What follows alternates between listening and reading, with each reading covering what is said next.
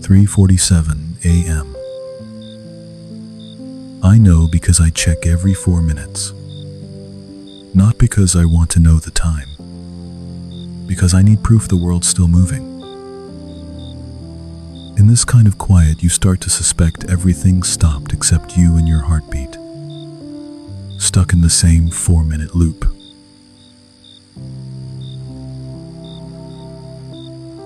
"92 beats per minute right now. I've been counting. Third time tonight. First was 87, second was 95, now 92. It fluctuates like a stock ticker, except what I'm trading isn't money. It's panic.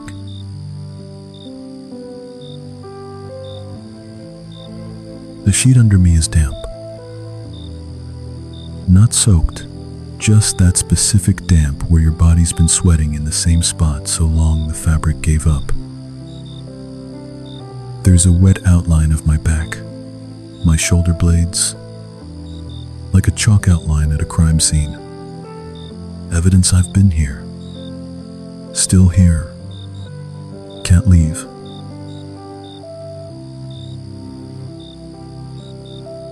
I shift left.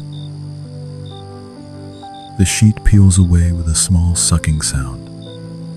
Find a cooler spot.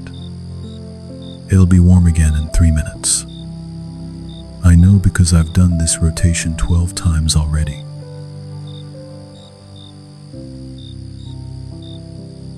My right eye twitches. Lower lid. Started maybe an hour ago, maybe 3. I've lost track. Just this tiny spasm every 15 seconds, like my body's trying to blink but only halfway committed.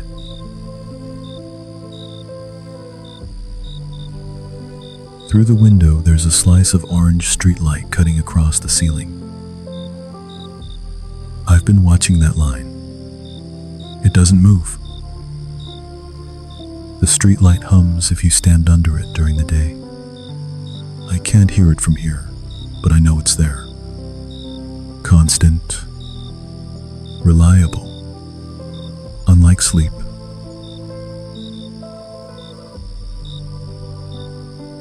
My jaw hurts. I've been clenching. Didn't realize until I tried to relax it and felt this dull ache radiating into my temples. I open my mouth wide, stretch, feel it pop on the left side.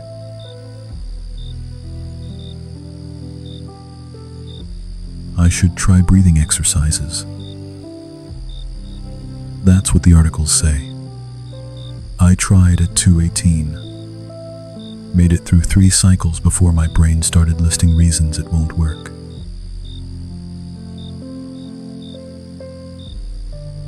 Tomorrow. No, today. It's already today. Today I have that thing. The thing I've been not thinking about for 3 weeks. Except I have been thinking about it. Constantly. In the background. Like tinnitus.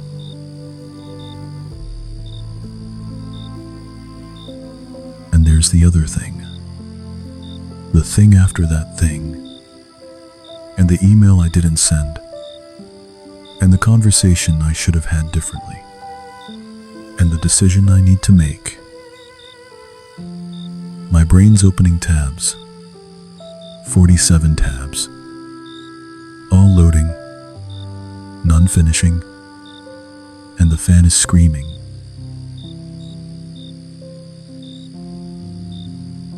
I turn onto my right side. Face the wall.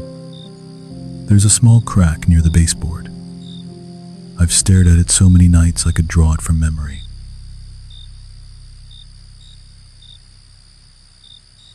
"3:51 now. 4 minutes past. See? The world is still moving.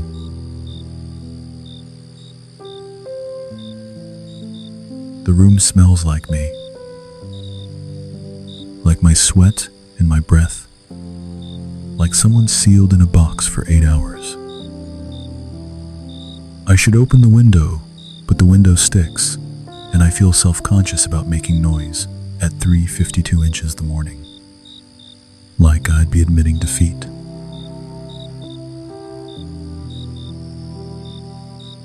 I hear the refrigerator kick on. That low hum that at night sounds like a jet engine. I focus on it. Try to let it be white noise. But my brain says, "Oh, you're trying to focus on the refrigerator?" Here are some facts about refrigerators. They use electricity. Electricity costs money. Remember that bill you need to pay?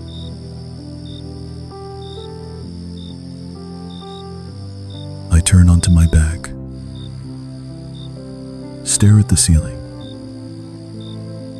My hands rest on my stomach, rising and falling, up, down.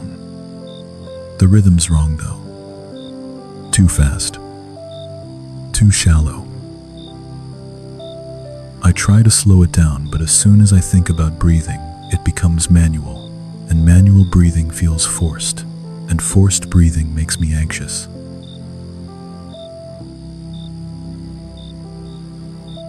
I should get up. The sleep hygiene people say if you can't fall asleep after 20 minutes, get up. But I've been here for I don't know how long, and getting up feels like admitting I lost.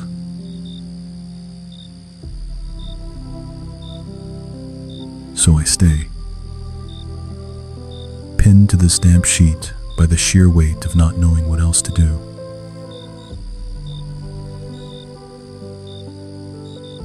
And that's when I hear it.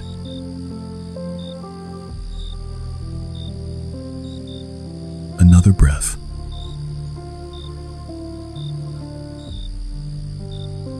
Not mine.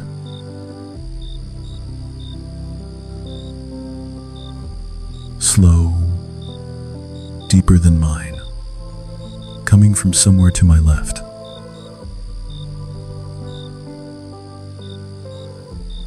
I freeze. My own breathing stops completely.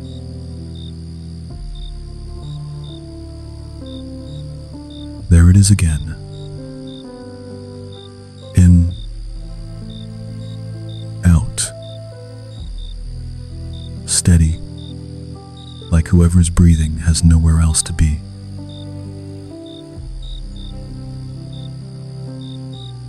I should be afraid. There's someone in my room, but I'm not afraid. I'm something else.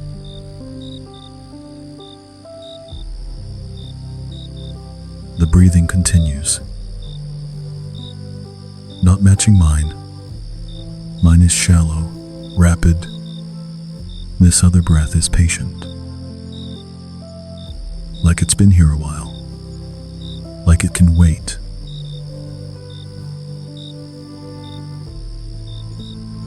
I crack my left eye open. Just barely.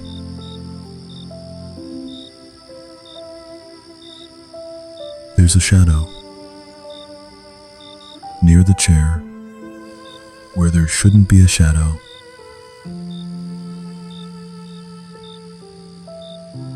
Tall, still, completely still, just there.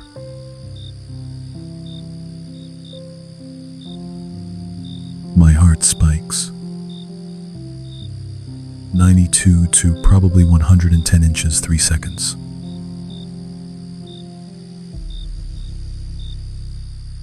But the breathing hasn't changed. Still slow. Still steady. Not the breathing of someone who broke in. The breathing of someone who's waiting.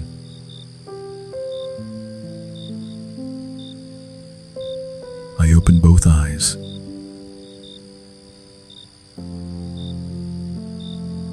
First, the outline. shoulders, head,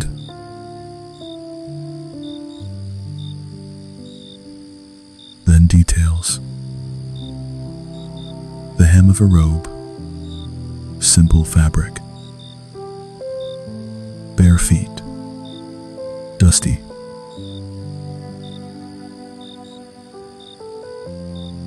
Then his face,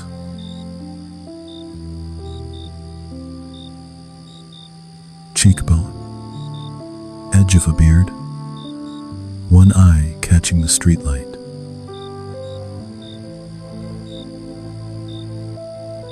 He's looking at me, not staring, just looking. The way you'd look at someone you've been waiting for.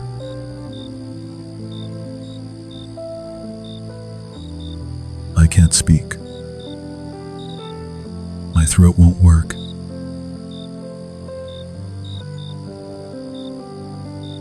He doesn't say anything either. Just stands there, breathing, waiting.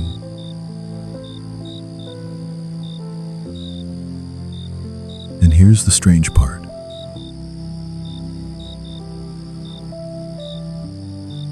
The 47 tabs in my brain are still open. The list is still there.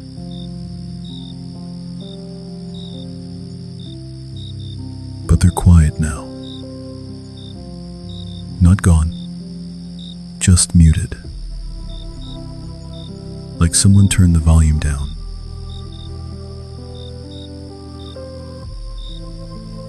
He moves, shifts his weight, reaches toward me, palm up, fingers relaxed.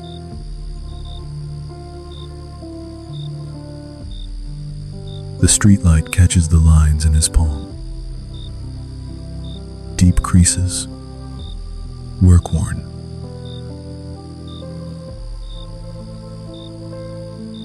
Then he speaks.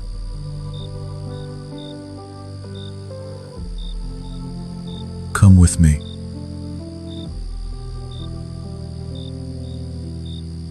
Three words. Not a question. Not a command. Just an invitation.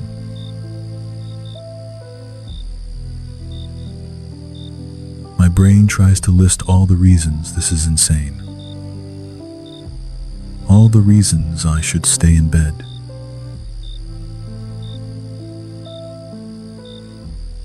But my hand moves, slides out from under the sheet, reaches toward his.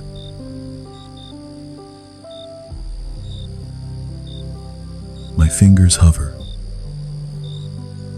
6 inches from his palm, close enough to feel warmth.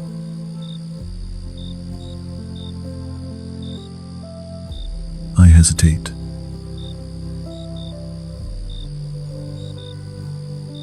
Because I know if I take his hand, something changes.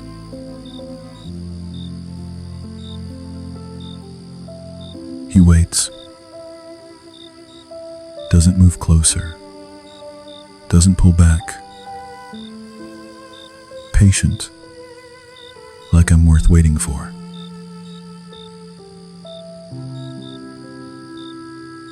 I close the gap. My fingers touch his palm.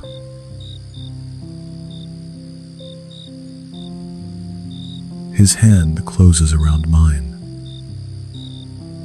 Gentle but sure.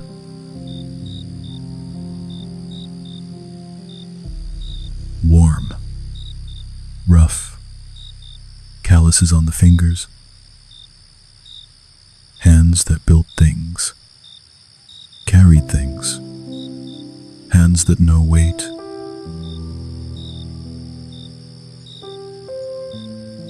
He pulls, not hard, just enough.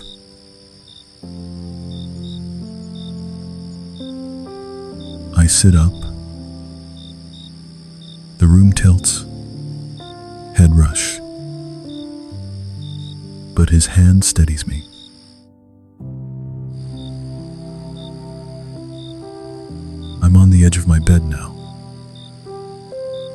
He's standing in front of me. I tilt my head back to see his face.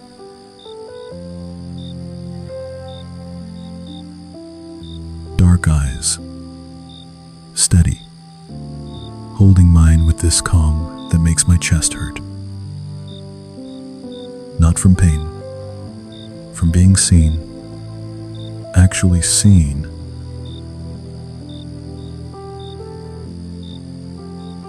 Where are we going?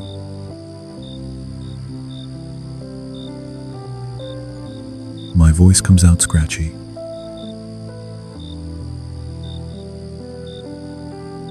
He waits before answering. Then quietly, somewhere you can put it down.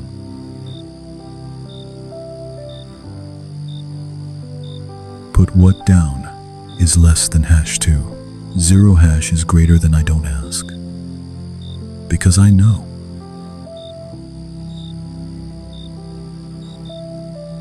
The weight. The thing keeping me awake at 3:47 and every other hour.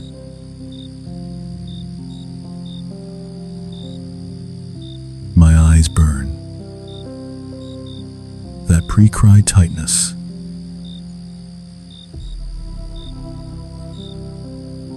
I nod.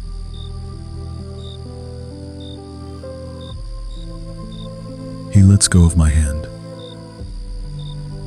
Steps back, giving me space to stand.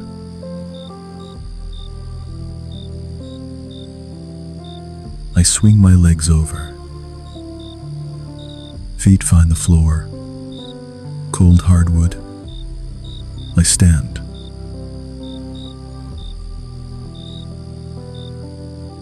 He holds out his hand again.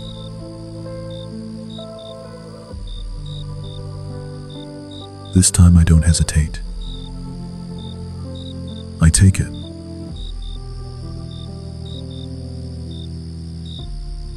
And I feel it. A shift.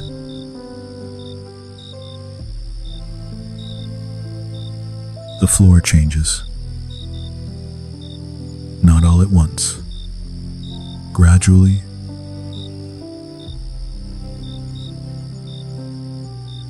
The cold hardwood gets warmer, then softer, then not wood.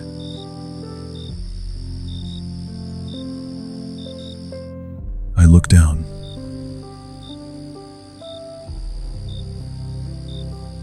Earth. Dirt. Packed but giving. Still warm from the sun.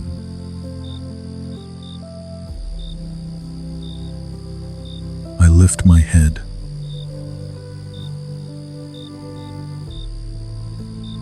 Sky. Dark blue. Stars fading. A 3/4 moon.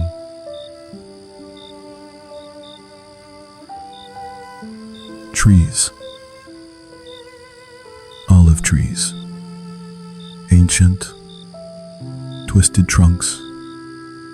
Silver green leaves moving in the breeze.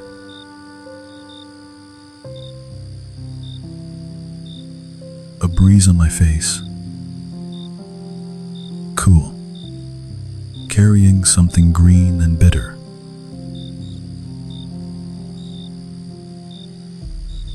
My bedroom is gone.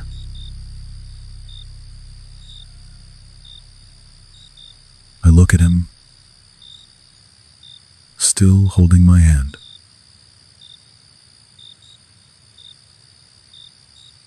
Where? My voice sounds smaller here.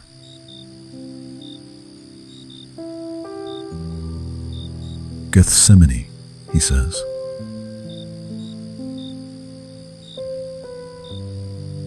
He starts walking. I follow.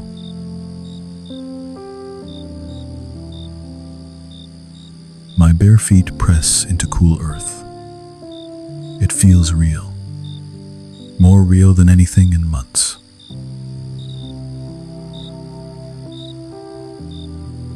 we reach a massive olive tree.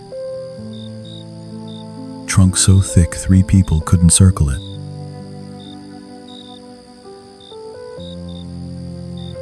He sits back against the trunk, pats the ground next to him.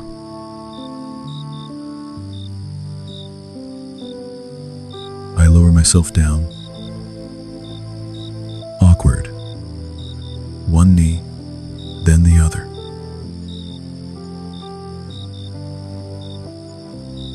The earth is cool, clean, dry. The tree trunk rough against my back. Solid, taking my weight.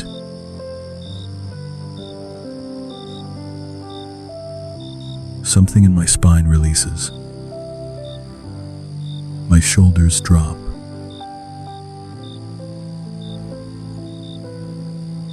He's next to me. I can hear him breathe. That same rhythm.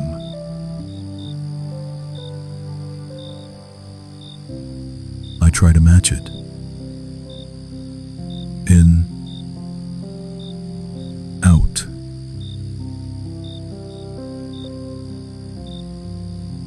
My heart rate slows. 95, 88, 82.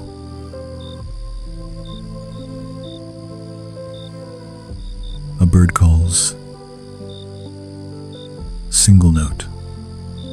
Then silence.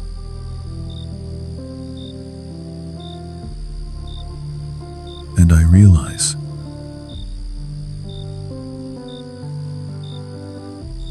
for the first time tonight,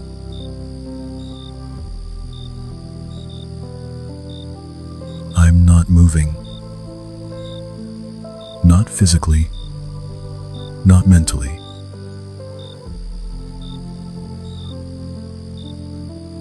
I'm just here.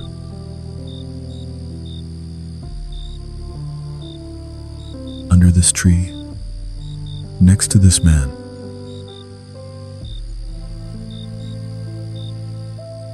And my body. My anxious, exhausted body.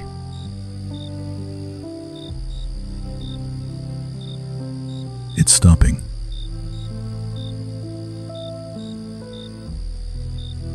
Finally.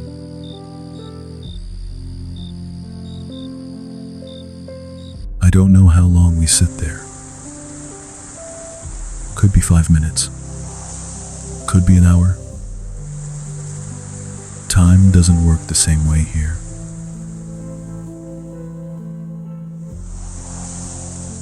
The sky's getting lighter. That shift from dark blue to something softer. Not gray yet. Just less dark.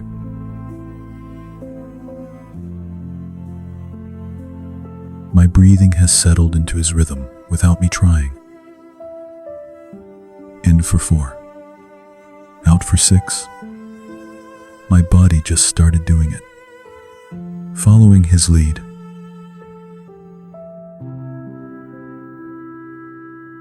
The tree bark is digging into my shoulder blade.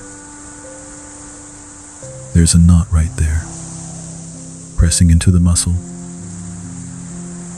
I should shift, but I don't. Because that small discomfort feels grounding. Proof I'm actually here.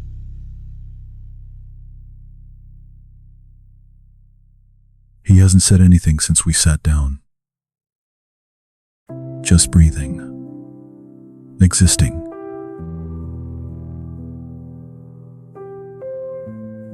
I've never seen someone sit this still. Most people fidget, check their phone, do something with their hands. But he's just here. Like sitting against this tree is the only job he has right now.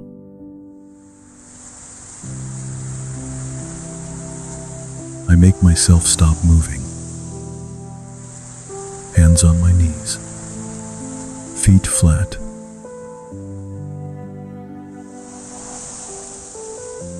3 seconds. That's how long I last. Then my left foot starts tapping.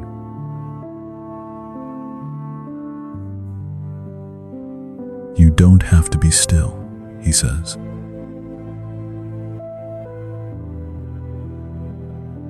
First words since Gethsemane.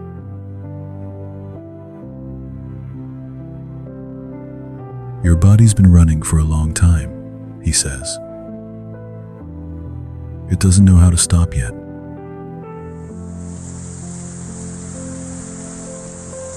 Yet, that word sits there between us.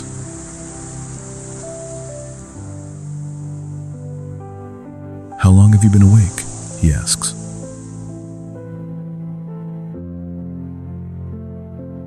Since. I try to remember. I fell asleep around midnight. Woke up at 1:30.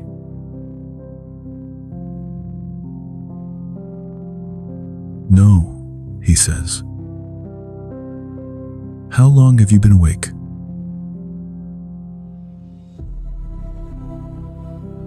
Oh.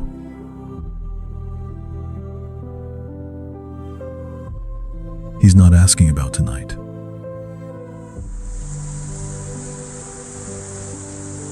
I don't remember, I say. And it's true.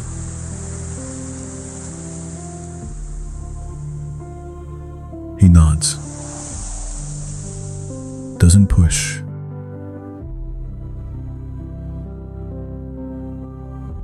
A leaf falls. Lands on my foot. Pale green against pale skin.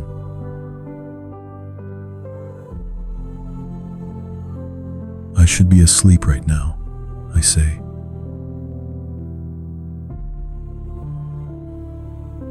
But you're not, he says.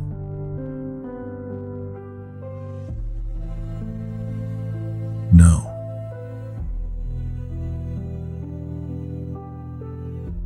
Why not?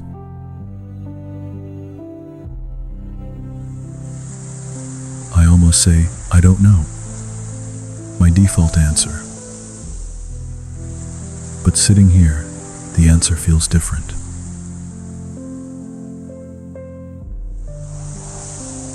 Because I can't stop, I say.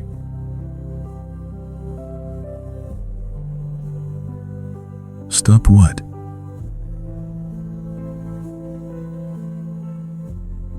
Thinking, planning, rehearsing. The words come faster.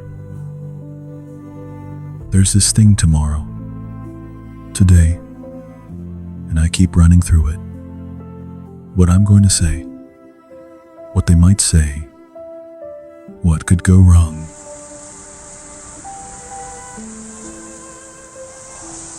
My heart rate's climbing, 82 to 88 to 93.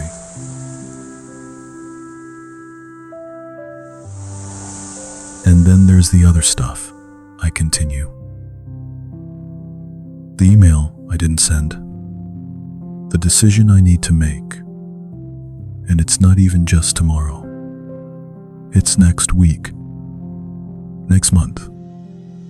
What if I can't? What if I mess it up? What if...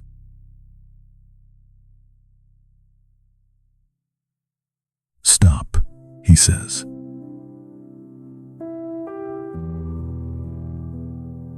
Not loud. Not harsh. Just one word.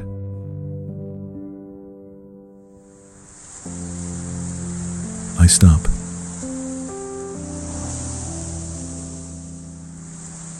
Listen, he says.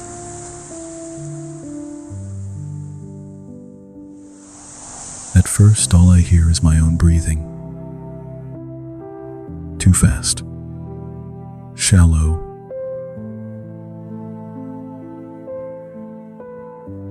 Then his breathing. Still that same rhythm.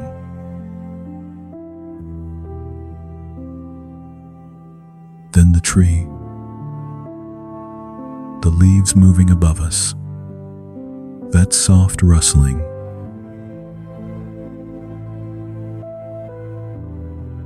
A bird. 2 notes. Then quiet.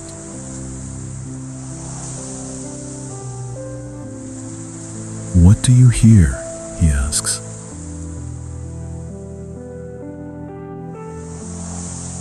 The leaves, I say. The bird.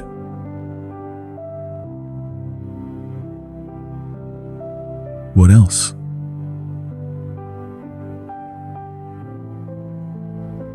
Nothing. That's all.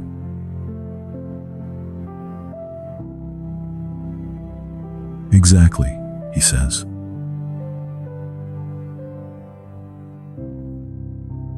He turns to look at me.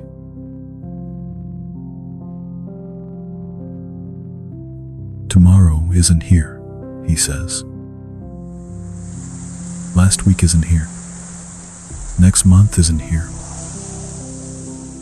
What's here?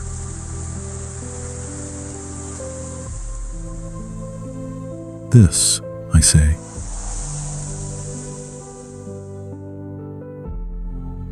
This, he repeats. Just this. This tree. This ground. This moment.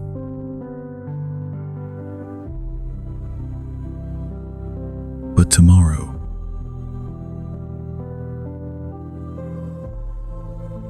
Isn't here, he says again.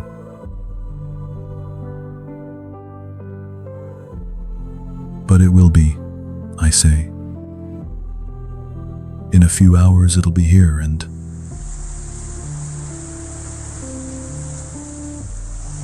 in a few hours, he interrupts gently, it will be then. Not now. You can't live in then while you're in now.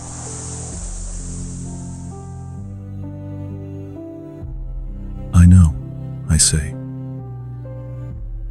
Everyone says that. Be present. I know.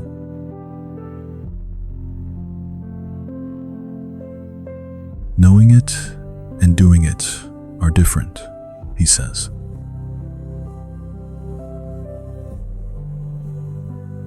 I can't do it, I say. I've tried breathing exercises and meditation apps and all of it. My brain just won't stop.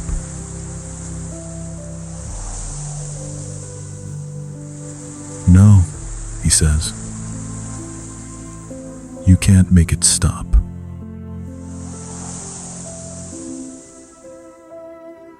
Like he's agreeing with me, not trying to fix it.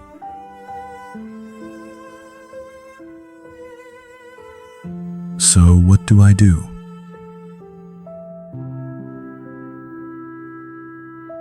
He reaches down, picks up a handful of dirt, holds it in his palm.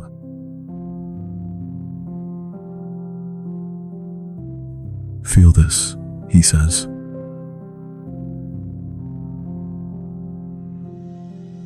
I reach out. Let my fingers sink into the dirt in his palm.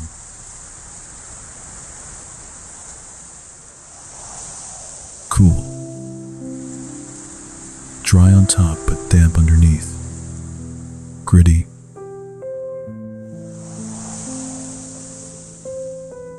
What do you feel? He asks.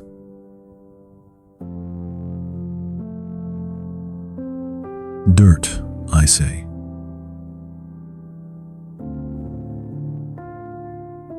Are you thinking about tomorrow, right now, is less than #5. 0 hash is greater than I realize I'm not. My whole attention has been on this dirt.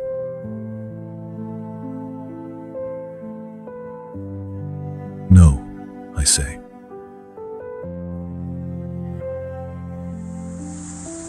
That's all it takes, he says. Not making your brain stop. Just giving it something real to hold on to.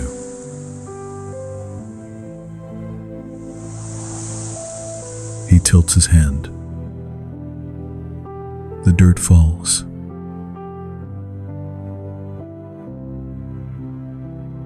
Now you try, he says.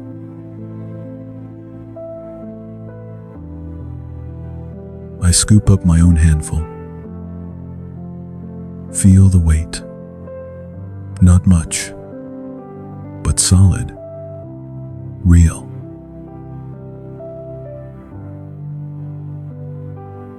What are you holding? He asks.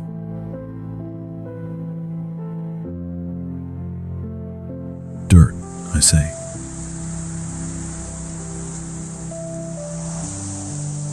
Are you holding tomorrow?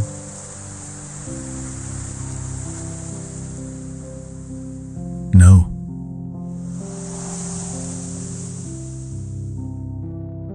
Are you holding last week?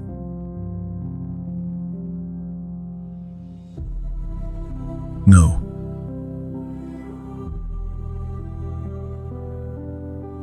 What are you holding?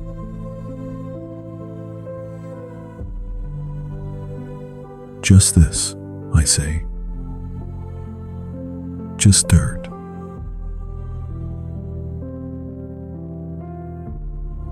Now put it down.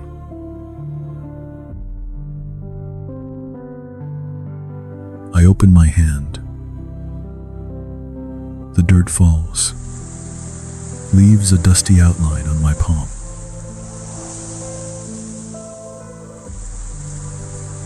Your worries, he says quietly.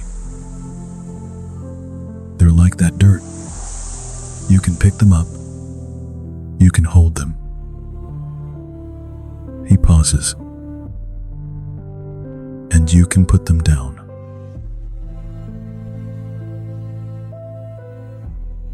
But they come back, I say.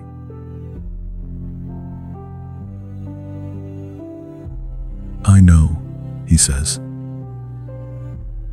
Something in his voice makes me look at him.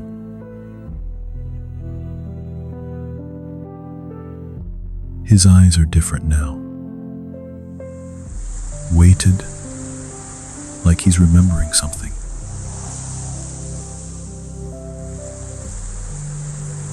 I know what it's like, he says. To hold something you can't seem to put down.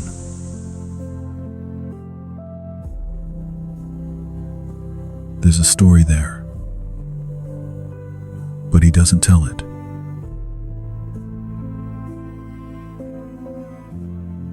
So you pick them up again, he says, and then you put them down again, as many times as you need to.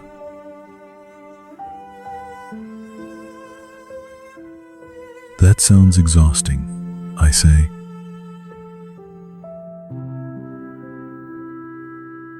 More exhausting than carrying them all night?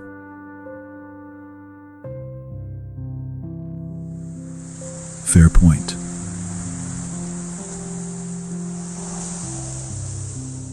I wipe my hand on my pajama pants.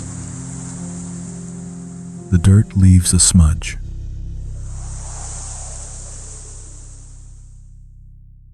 This is real, he says.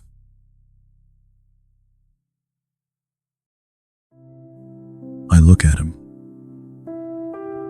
Did I say that out loud?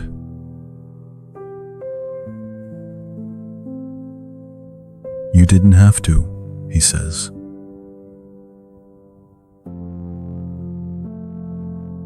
Who are you?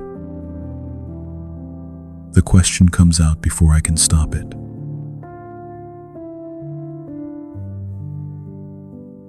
He's quiet, like he's deciding how much to tell me.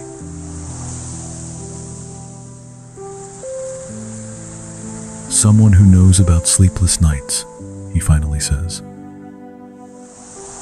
Someone who sat under this exact tree and held more than dirt.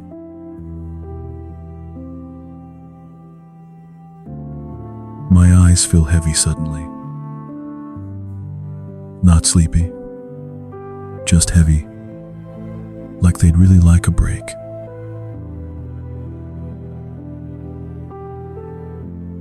I lean my head back against the tree.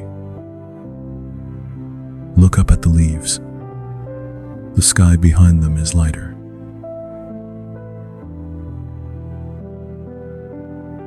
What time is it? I ask.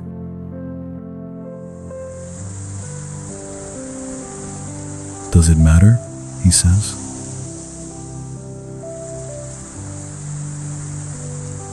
In my bedroom, it mattered desperately. But here,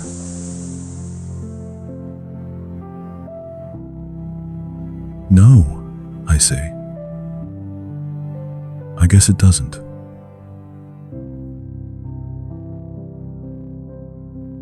Time is different here, he says. Or maybe you're just finally slow enough to notice it.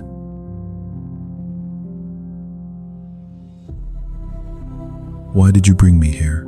I ask.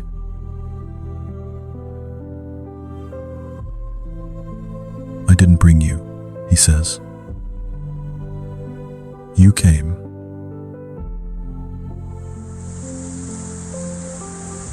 You were in my room, I point out. You asked me to come with you.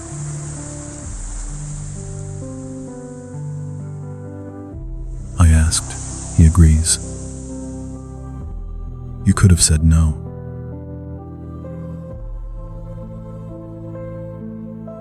But I didn't want to, I say.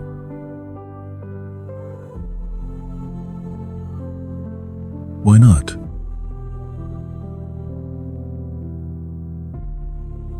Because you weren't afraid, I say. And I've been afraid for so long. And I thought maybe if I went with you, some of that, not afraid, might rub off.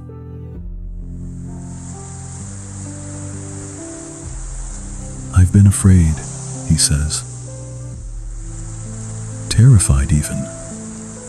Right here in this garden.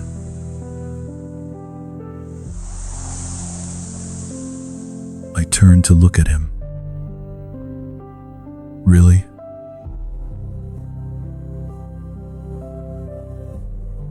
Really, he says. Afraid enough that I sweat blood. Afraid enough that I begged for another way. He looks at the ground. But I'm not afraid right now. Not in this moment.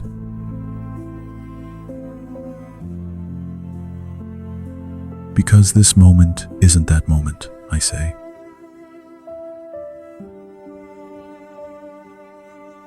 Exactly, he says.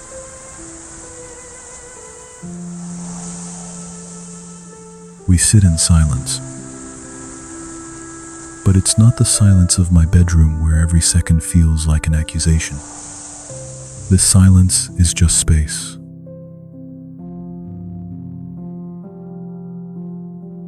My heart rate is down to 76. Something has shifted.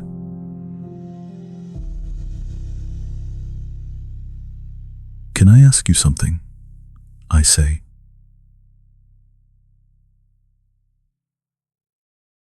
Go ahead.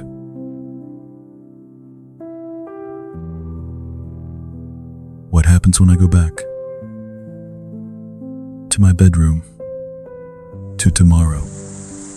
What happens to this?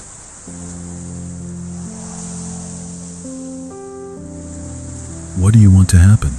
He asks.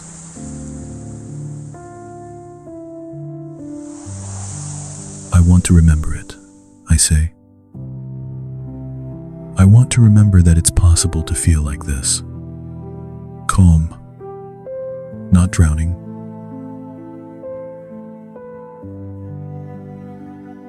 Then you will, he says.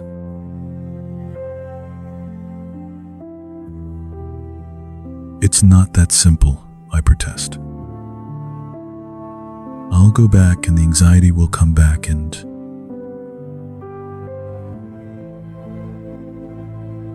you'll forget, he agrees. And then you'll remember. And then you'll forget again. And then you'll remember again. He looks at me.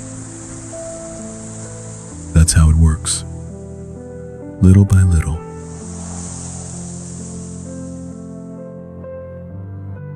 That sounds hard, I say.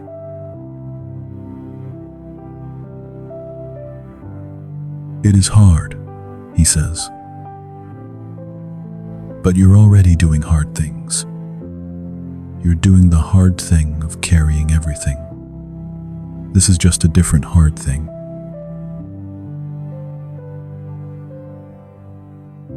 I think about that. He's right. Lying awake for 5 hours is hard. Maybe putting things down would be hard too. But at least it's a different hard.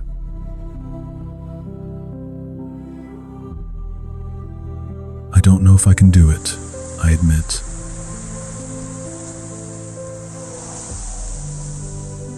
You're already doing it, he says. Right now. You put down tomorrow when you touch that dirt. You're doing it.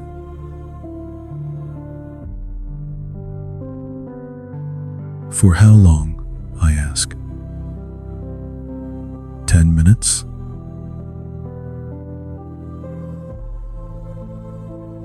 Long enough, he says. And next time maybe it'll be 12 minutes. Then 15. Then a whole night.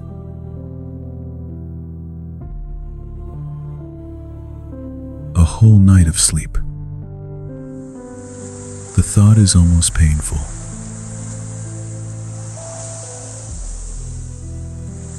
Don't think about the whole night, he says gently. Just think about this moment. Can you be here for this moment?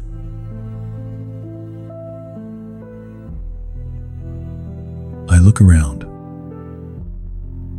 The tree, the ground, the sky lighter, him next to me, steady, not going anywhere.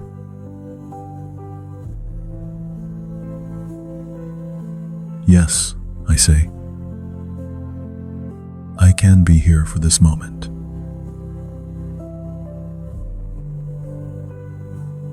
Good, he says. That's all you need.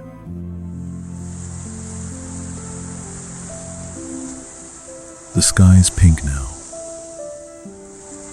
Not bright pink. More like the inside of a shell. Soft. Like dawn doesn't want to intrude.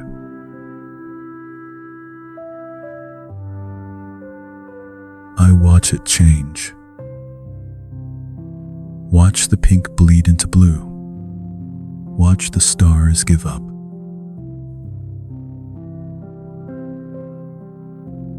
I've never watched dawn before. Not really. I've seen it through windows. But I've never just sat and watched it. Let it be the only thing happening.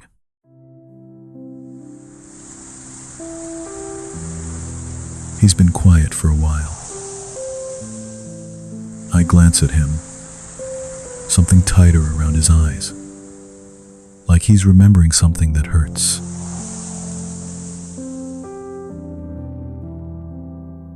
You okay? I ask.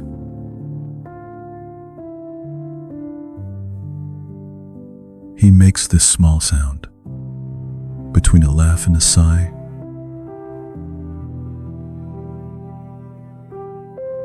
I was just thinking, he says, about the last time I sat here.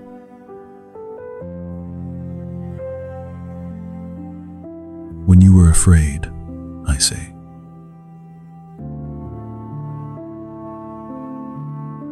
Yes.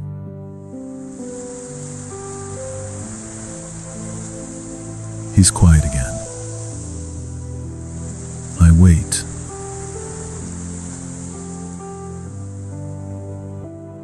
I brought 3 friends with me that night, he says. Ask them to stay awake with me. Just stay awake. That's all I needed.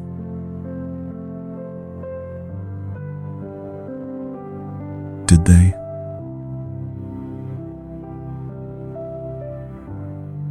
For a little while, he says. Then they fell asleep. He nods toward a cluster of trees.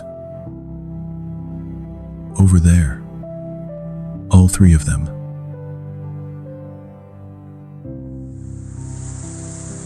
There's no anger in his voice. Just quiet sadness.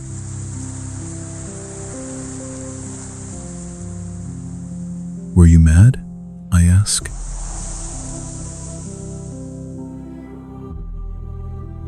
No, he says. Disappointed maybe, but not mad. He looks at me. They were exhausted. They'd been following me around for 3 years. They needed sleep.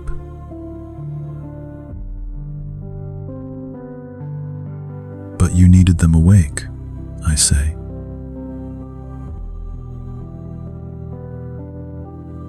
Yes.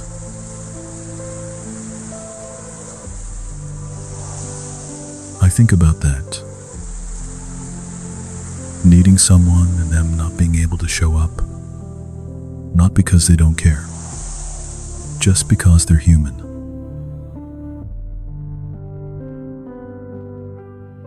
That must have felt lonely, I say.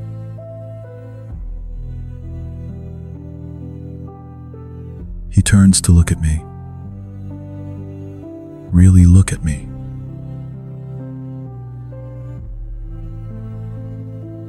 Yes, he says. It did.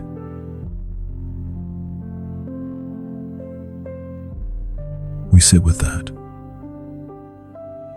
I've never thought about him being lonely. Always figured he had it figured out. But listening to him talk about his friend sleeping while he was falling apart, it makes him seem more real.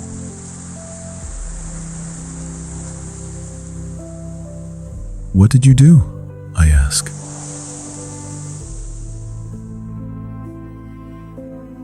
I went off by myself, he says. And I prayed.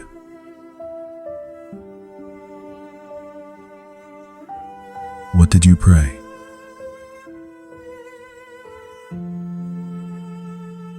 I prayed for another way, he says. I knew what was coming. The next day, the pain, all of it. He pauses, and I asked if there was some other way.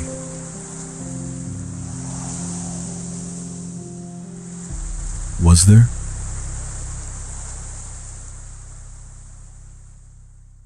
No.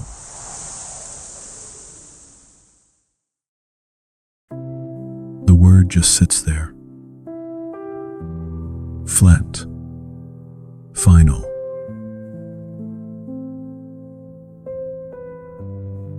So what did you do?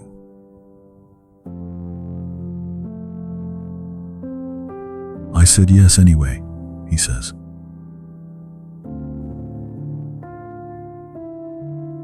I don't know what to say to that.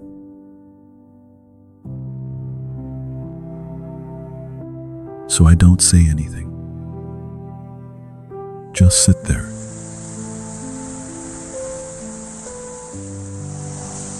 Why are you telling me this? I ask finally.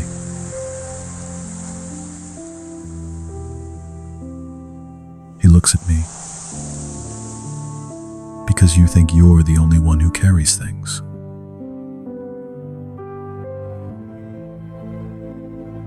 Oh.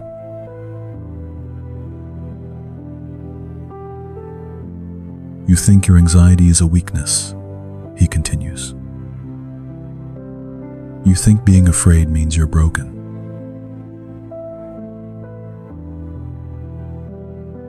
He's right. That's exactly what I think.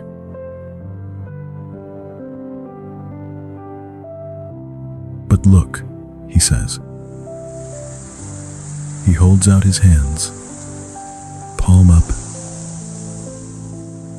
carried fear right here in this garden. So much fear my body tried to bleed it out. He looks at me. Does that make me weak?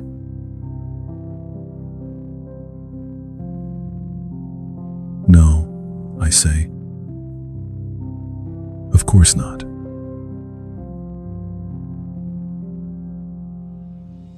Then why does it make you weak?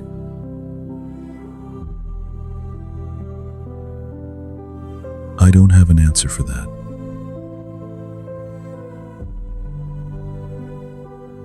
Fear isn't the problem, he says. What you do with it is.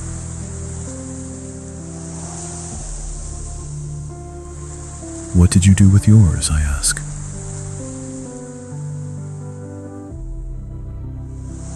I brought it here, he says. To this tree, to this ground. He pats the earth. I let it fall out of me. Let this place hold it.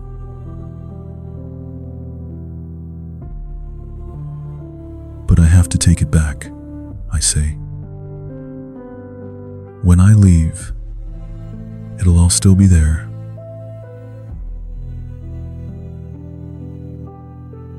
Will it? He asks.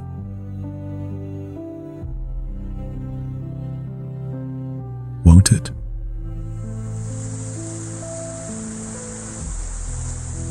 Some of it maybe, he says. But not all of it. You can't hold as much after you've put it down for a while. He looks at me. Your hands get used to being empty.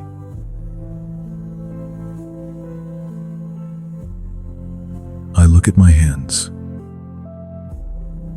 Still have that dusty outline.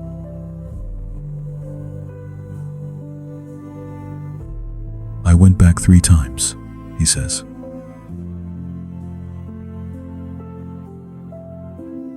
What?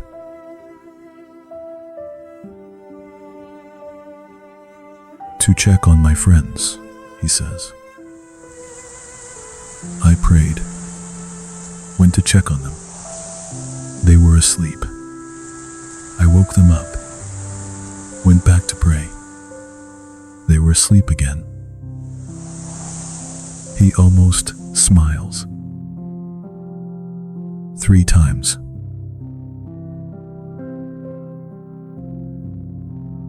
What did you realize?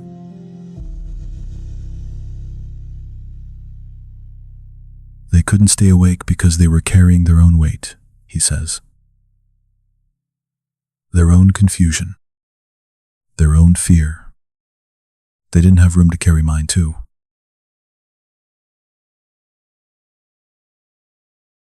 I think about how everyone's carrying something. How sometimes people can't show up because they're barely holding it together themselves.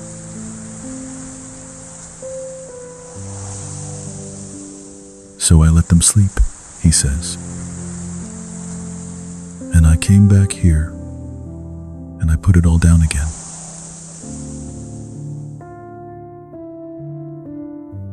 The light's getting stronger. I can see more of the garden now. In the distance, barely visible, a wall. Jerusalem, maybe.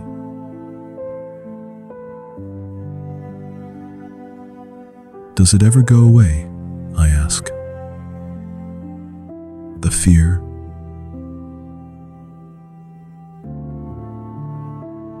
Sometimes, he says.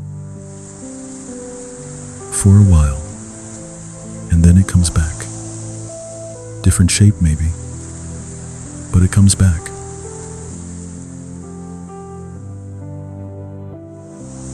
That's not very encouraging, I say.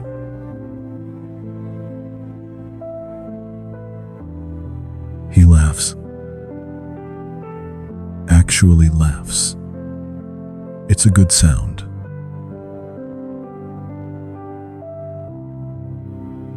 No, he agrees.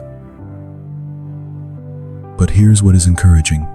Every time it comes back, you know a little better what to do with it. Where to bring it, how to set it down.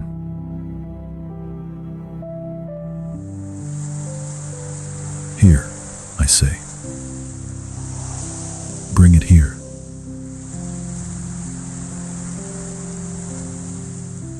Here, he confirms. Or somewhere like here. Somewhere that can hold it.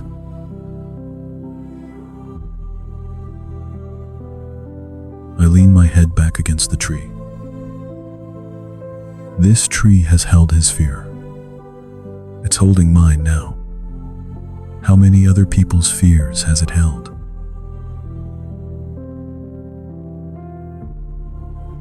I'm tired, I say. Not to him specifically, just saying it out loud.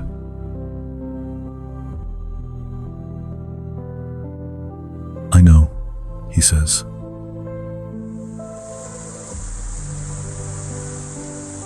Not just tonight, I continue. Just in general. Tired of being afraid. Tired of carrying all this.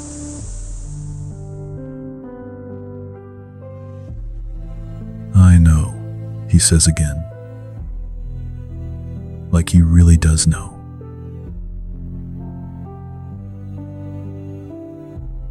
A breeze picks up.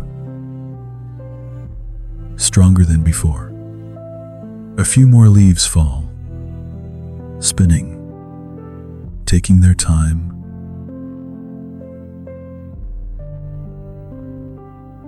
Can I tell you something? He says.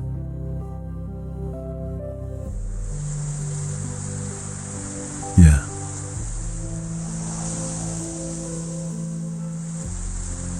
The thing I was most afraid of that night, he says. It wasn't the physical pain. He stops.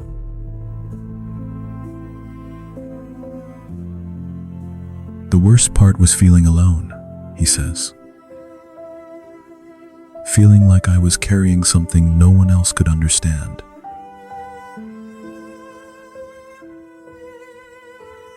But you had God, I say. Right?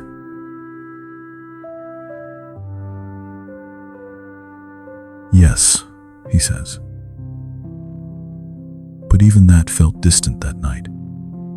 Like I was calling out and the line was breaking up. He looks at me. You know that feeling?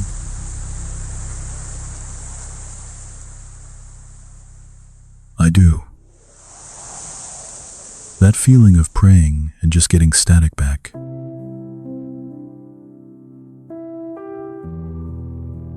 So what did you do?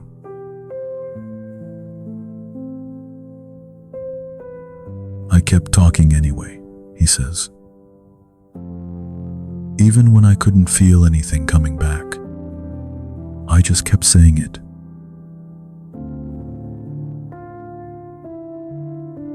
Did it help?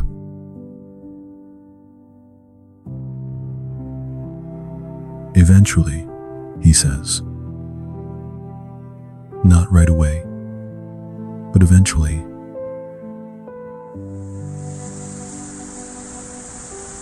My heart rate is 72 now. Lower than it's been in weeks.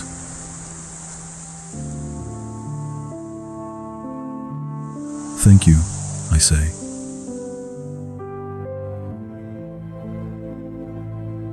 For what?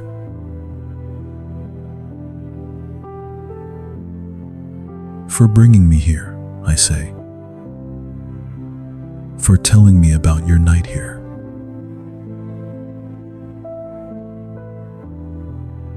He shakes his head. I didn't bring you anywhere. You were already coming. I just walked with you.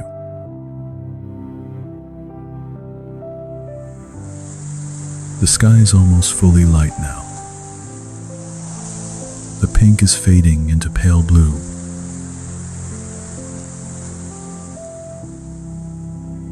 Somewhere far away, a rooster crows. Just once.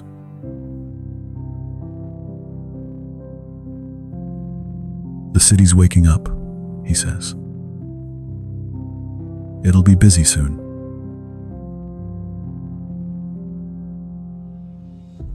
I don't want to think about going back, but I know we're getting close to that.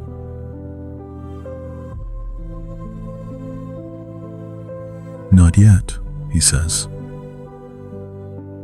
Like he heard my thought. We're not done yet.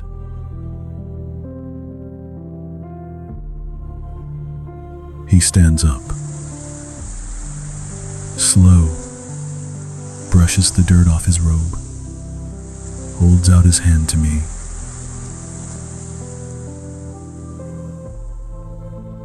Come on, he says. There's something I want to show you.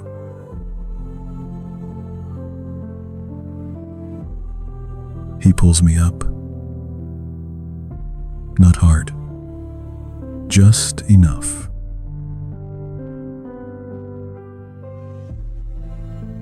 My legs are stiff.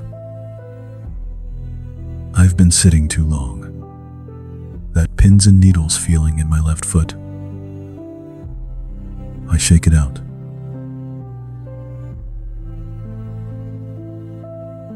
Where are we going? I ask.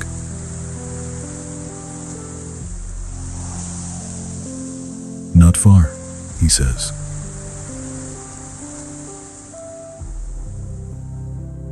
He starts walking.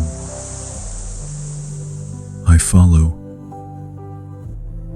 My bare feet on the cool earth. Still feels good. Still feels real.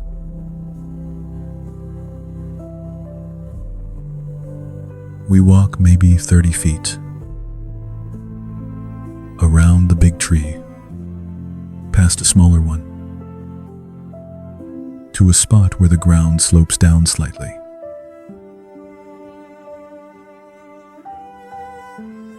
There's a pile of stones here. Not big ones. Fist size mostly. Some smaller. Maybe 20 or 30 of them. Stacked in this loose pyramid.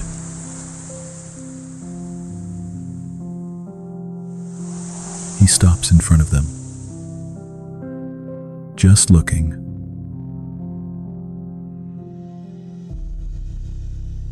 I wait for him to explain. He doesn't.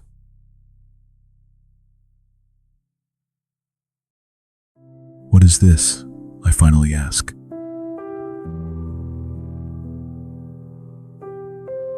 A memorial, he says.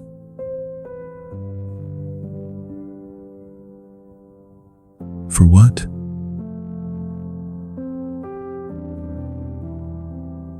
He's quiet for a moment. Then he kneels down, picks up one of the stones, turns it over in his hand.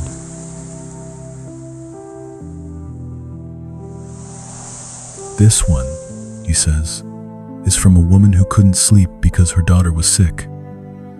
She came here, prayed, left the stone.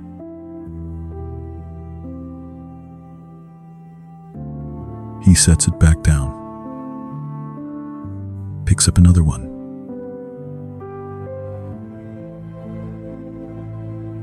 This one's from a man who lost his business. Everything he'd built, gone. He brought his grief here.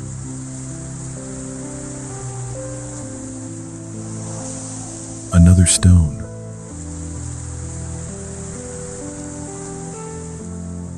This one's mine, he says quietly. From that night,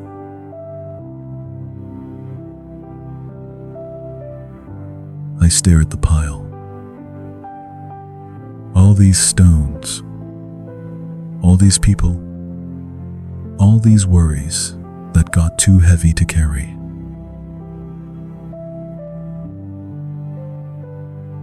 How do you know? I ask. Which stone is which?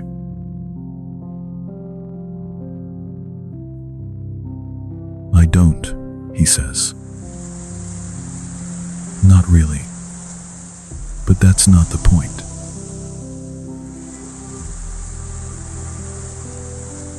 He stands up,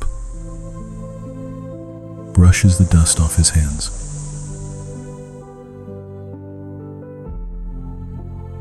The point is, they left them here, he says. They didn't take them home. They put them down.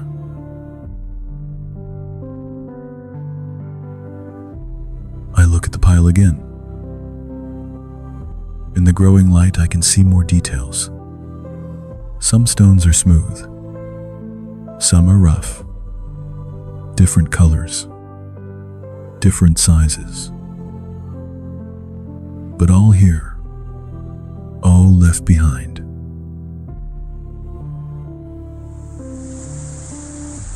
Do you remember what we did earlier? He asks.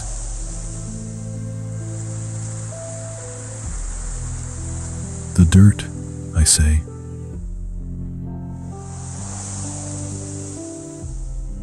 Yes, he says. But before that, what did I tell you to do?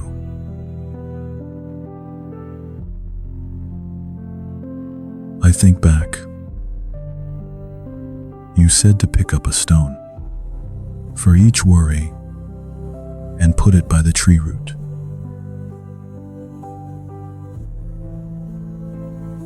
Right, he says. But we didn't finish.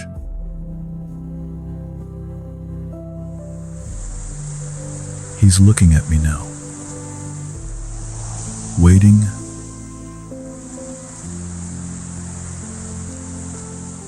How many worries did you name? He asks.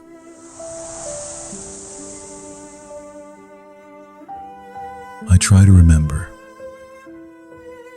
I don't know. A lot.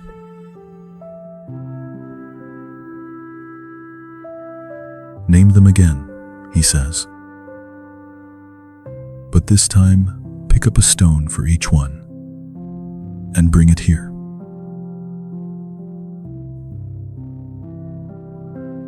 I look around. There are stones everywhere, scattered in the dirt, near the trees, just lying there waiting.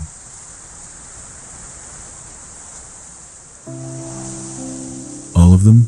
I ask.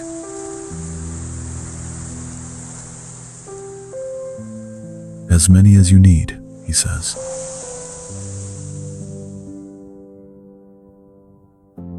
I don't move, because if I start naming them, they'll all come back. The whole list. Everything I've been trying not to think about.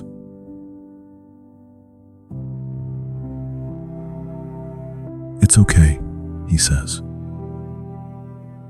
They're already in there. He taps his head. Naming them doesn't make them bigger. It just makes them visible.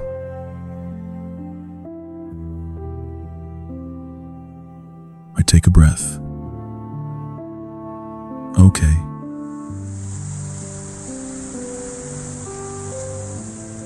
I walk a few steps. Find a stone. Pick it up.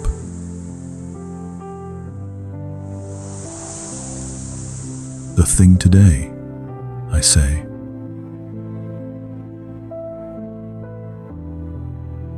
The stone is cool. Rough edges, heavier than I expected.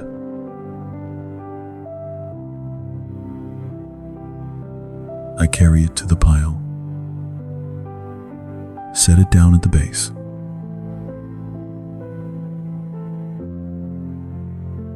Another stone.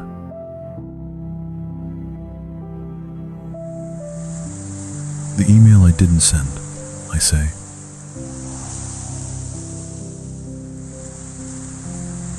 This one's smaller. Smooth. Fits in my palm.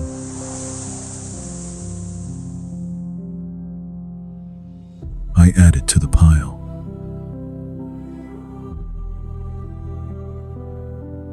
Another.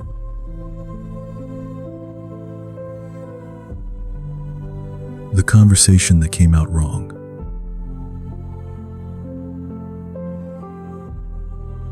Another.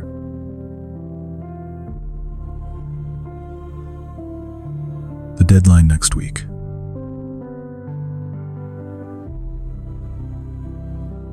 Another.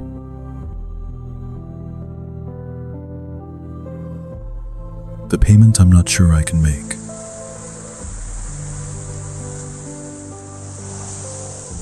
I'm moving faster now. Finding stones. Naming worries. Adding them to the pile.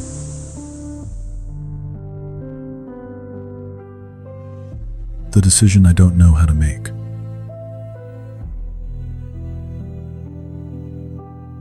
The person I disappointed.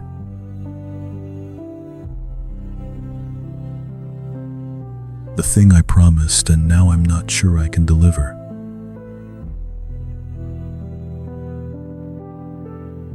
My hands are getting dusty. My breathing is faster. But I keep going.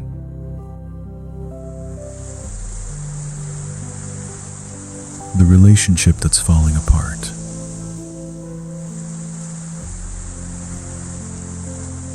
The health thing I'm ignoring.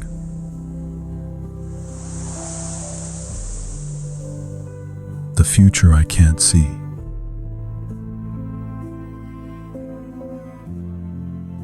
Each stone feels heavier than the last. Or maybe my arms are just getting tired.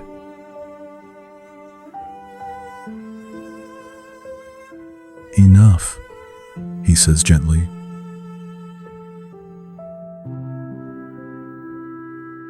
I stop.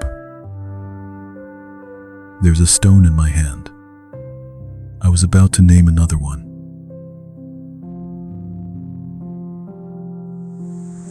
Look, he says.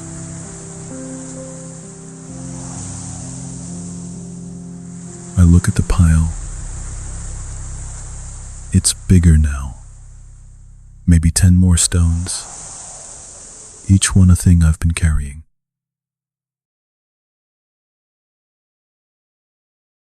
Now step back, he says.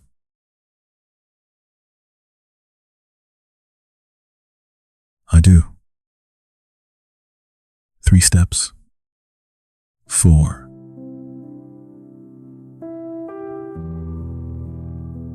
Look at them from here, he says.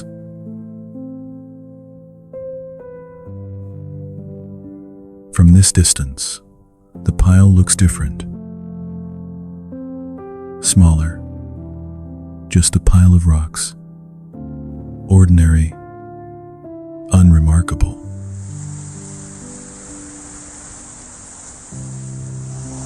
In your head, he says, how big were they?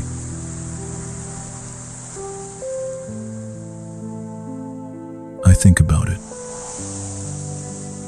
In my head, at 3 a.m., these worries were mountains. Impossible. Crushing.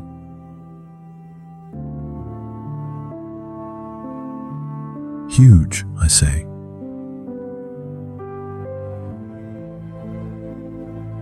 And here?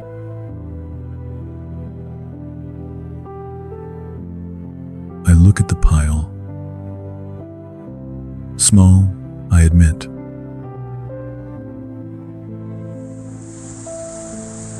They didn't shrink, he says. You just put them outside of you, where you can see them for what they are.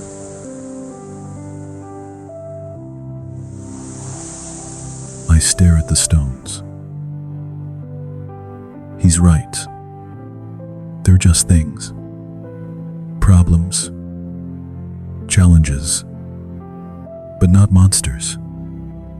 Not the end of the world.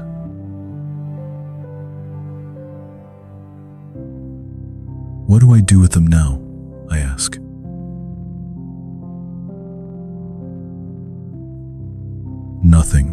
he says. You leave them here.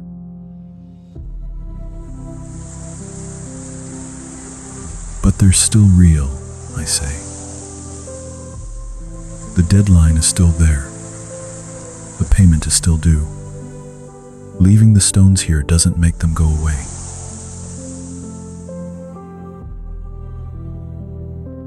No, he agrees. But it makes you go away from them. For a while. So you can breathe.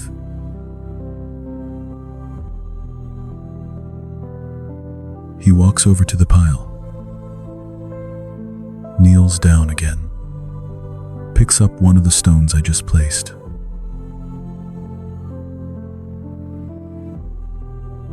This worry, he says. The thing today.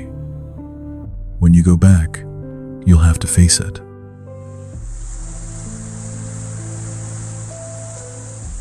I know, I say.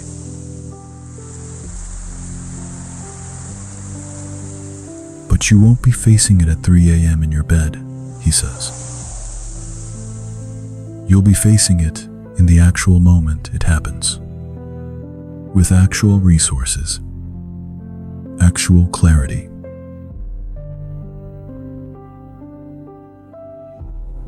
He sets the stone back down.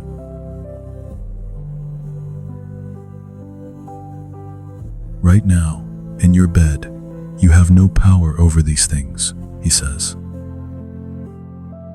You can't solve them at 3 a.m. You can only suffer them.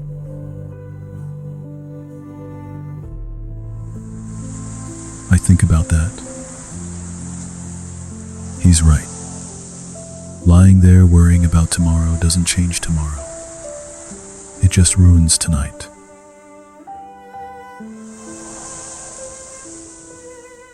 So this, he gestures to the pile, is you saying, I'll deal with you when I can actually deal with you, but not before.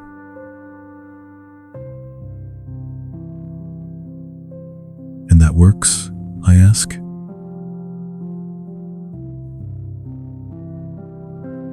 Sometimes, he says. Sometimes you'll pick them back up, carry them home in your head, lie awake with them again. He stands. But then you come back here. Or you remember this place, and you put them down again.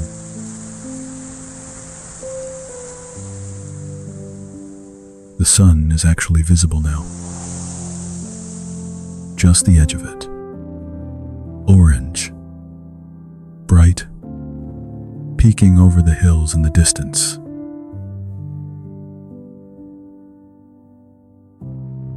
It's morning, I say.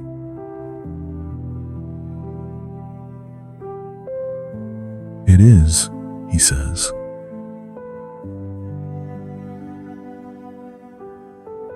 I should go back soon, I say. But I don't want to.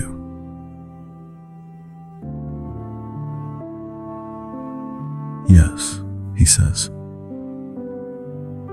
Soon.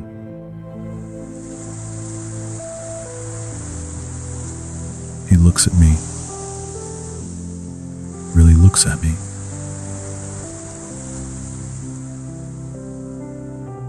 But first, he says, I need you to understand something.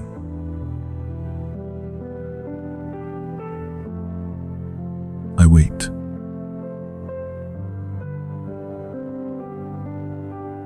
This place, he says. This garden. These trees. This pile of stones.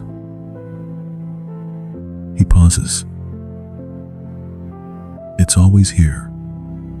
Always open. Always ready to hold whatever you bring.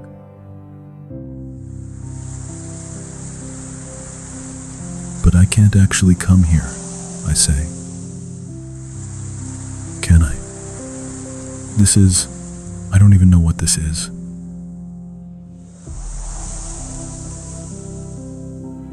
"You're here now," he says simply.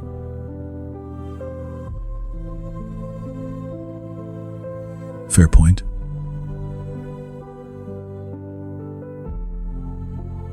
"And when you go back," he continues, "you'll remember this. The feeling of putting the stones down. The feeling of your hands being empty. And you can come back to that feeling, even from your bedroom."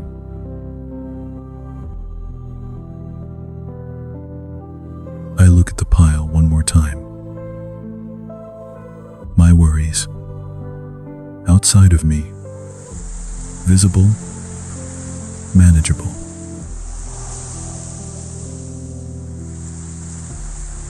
"Okay," I say. "Okay."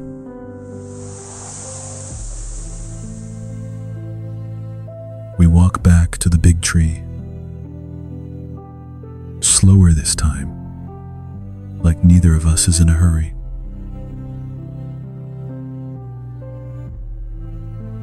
The garden looks different in the daylight. More details? I can see the texture of the bark now, the different greens in the leaves, the way the roots push up through the soil.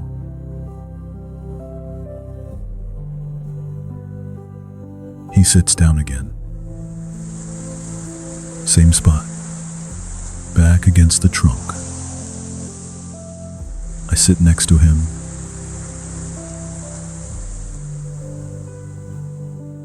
My body knows this position now, finds the familiar grooves, the knot in the bark that presses into my shoulder, the cool earth under my legs.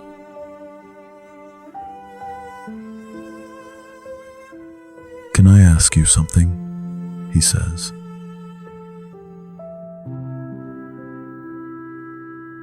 "Yeah."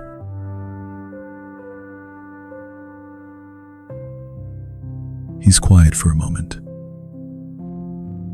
looking at his hands.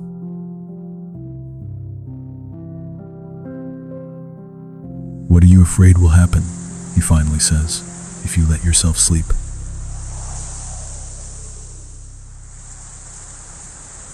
I blink. "What?"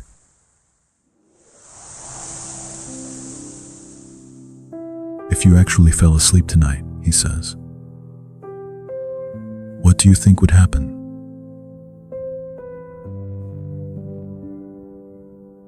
"Nothing," I say.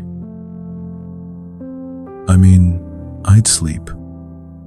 That's the whole point."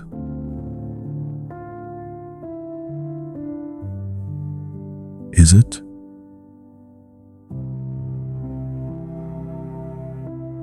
I don't understand the question. "I want to sleep," I say. "I've been trying to sleep. That's why I'm so frustrated."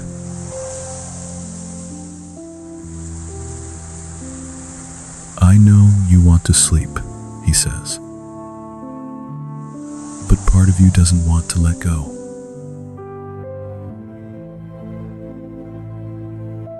I start to protest, then stop. Because there's something in what he's saying, something that feels uncomfortably true.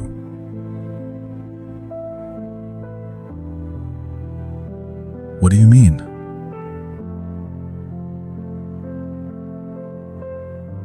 He shifts slightly. "When you're lying there at 3 a.m., he says, running through everything, planning, rehearsing, worrying, what does that feel like?"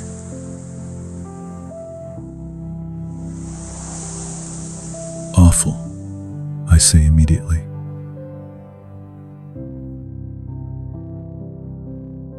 "What else?"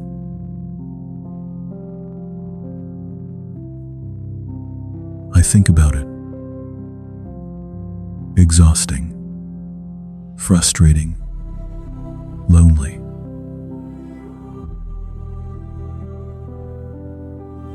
And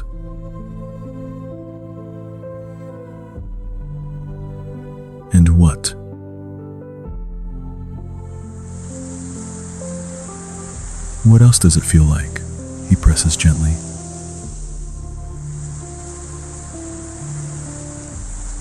I close my eyes. Try to remember last night.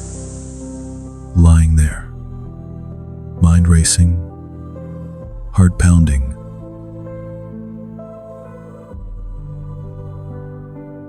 It feels. I search for the word. It feels like I'm doing something.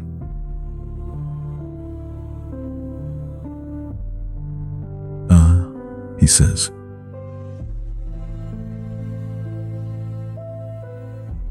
What?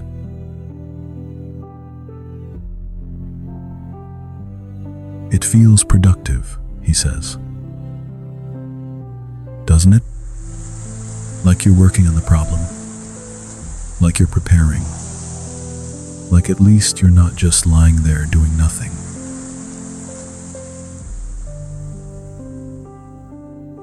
He's right. God, he's right.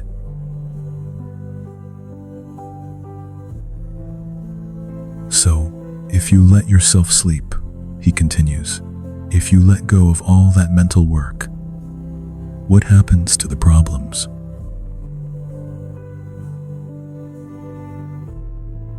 They're still there in the morning, I say quietly.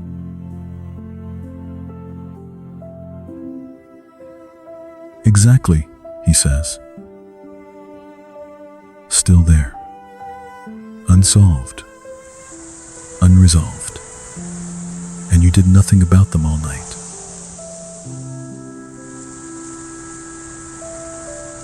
I feel something tighten in my chest. So you're saying I'm choosing not to sleep?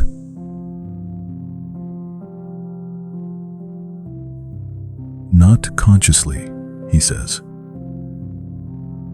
But part of you believes that staying awake is safer. That if you keep thinking about it, you maintain some kind of control.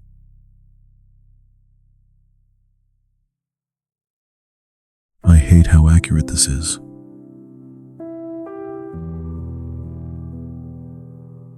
But you don't have control, he says. Not at 3 a.m. You can't solve anything lying in your bed in the dark. You can only rehearse the suffering.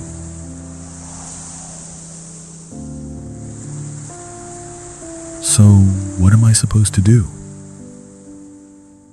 There's an edge in my voice. Frustration. At him. At myself.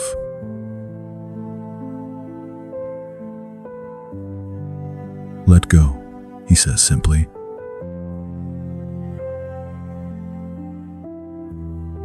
I've tried, I say. I've tried letting go. I've tried not thinking about it. It doesn't work.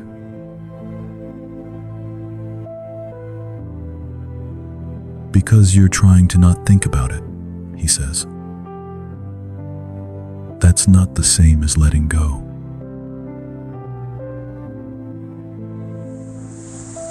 What's the difference?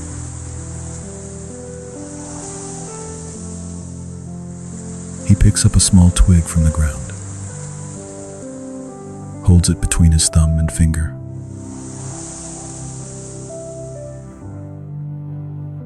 If I tell you not to think about this twig, he says, what happens?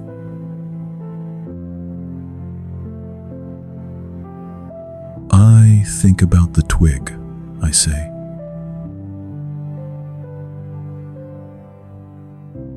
Exactly, he says.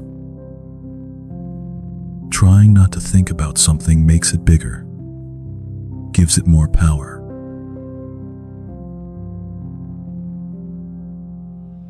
He sets the twig down, rests his hand on the ground next to it.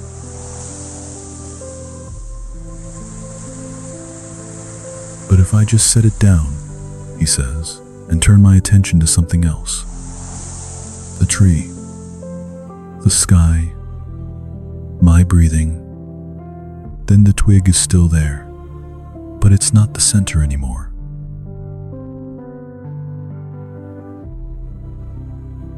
look at the twig, then at his hand, then at the tree above us.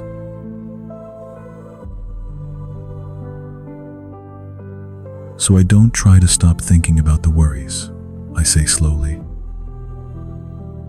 I just think about something else.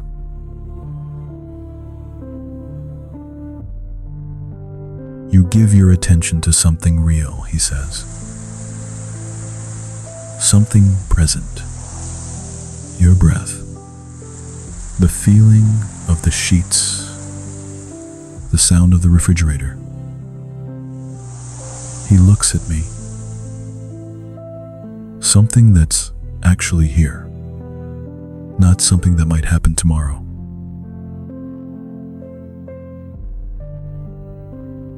I think about my bedroom.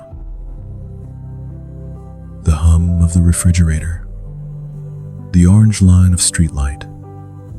The damp sheet under me. All the things I was aware of but not paying attention to, because I was too busy in tomorrow.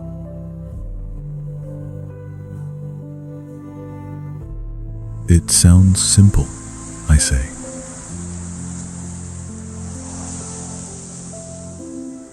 It is simple, he says. But it's not easy.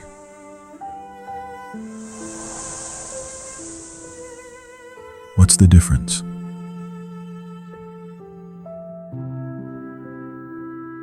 Simple means there's not a lot of steps, he says. Just notice where your mind goes. Bring it back to the present. That's it. 2 steps. He pauses. But easy means it doesn't take effort. And this takes effort. A lot of effort. Because your mind has been practicing worry for so long, it's really good at it.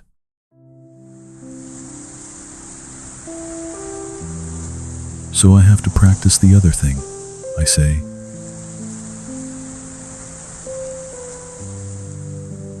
Yes, he says. You have to practice coming back. Over and over. 100 times a night, maybe. Your mind will go to tomorrow. You bring it back to now. It goes to last week. You bring it back to now. Again and again.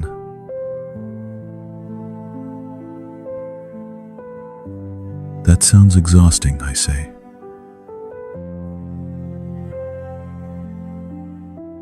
More exhausting than what you're doing now?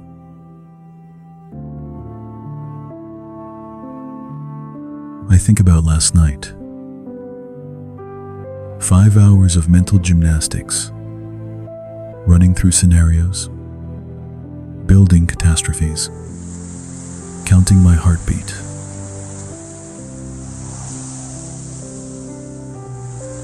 No, I admit. Probably not.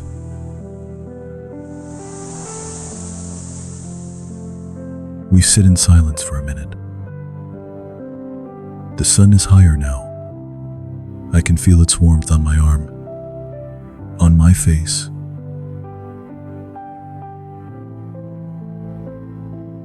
Why do I do this to myself? I ask,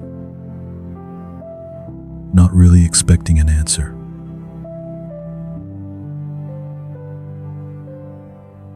Because you care, he says.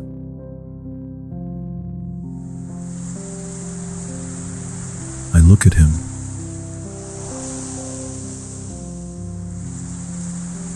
Your anxiety, he says, it's not random. It's not meaningless. It's your brain trying to protect you, trying to keep you safe. He leans his head back against the tree. The problem is, it doesn't know the difference between actual danger and imagined danger. So it treats everything like a threat.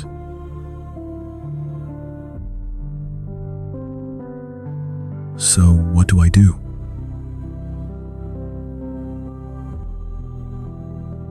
You thank it, he says.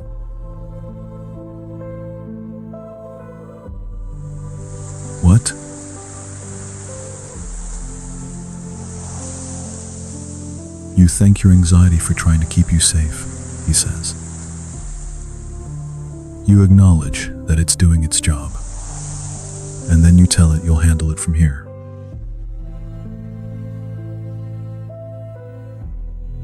I almost laugh. Talk to my anxiety?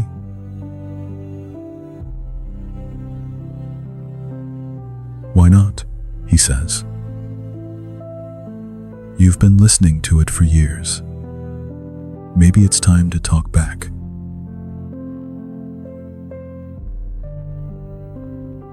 I think about that. About saying, thanks for the warning, but I've got this. About treating my anxiety like an overprotective friend instead of an enemy.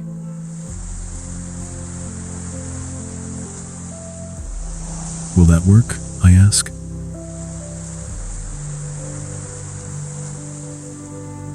Sometimes, he says. Sometimes it helps to remember you're not your anxiety. You're the person experiencing it. And that means you have a choice.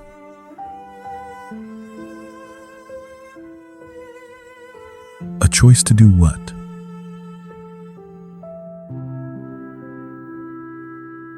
A choice to listen to it or not, he says. A choice to believe it or question it. A choice to let it run the show or to thank it and move on.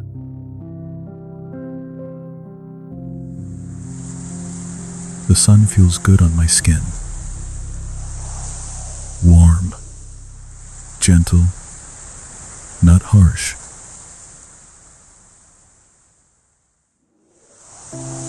I'm scared it won't work, I say quietly.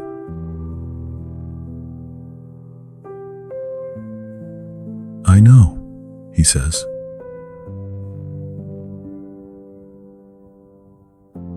I'm scared I'll go back to my bedroom and it'll all come back and I'll be right where I started.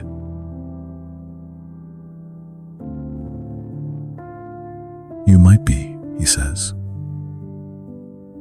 The first night, or the second, but you won't be exactly where you started. Because you've been here. You've put the stones down. You've felt what it's like to have empty hands. He looks at me, and you can't unknow that.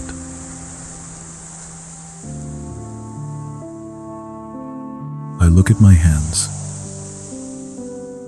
still dusty, still marked by the stones I carried and released.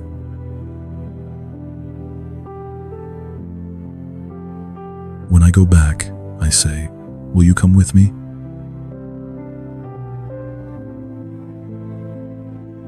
He smiles. A real smile this time. Not just at the corners.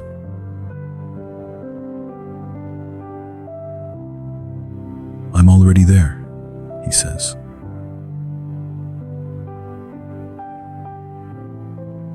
Show me, I say.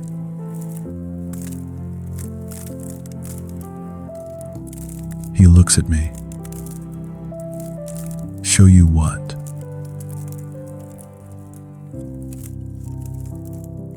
How to do it, I say. The coming back thing. The being present thing. I need to practice before I go back.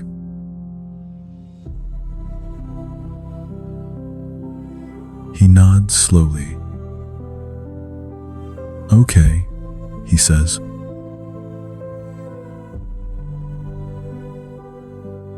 He shifts his position, sits up straighter. I do the same.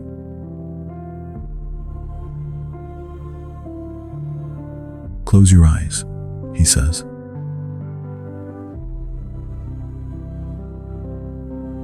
I close them.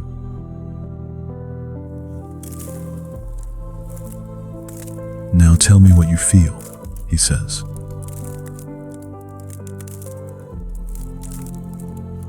The tree behind me, I say.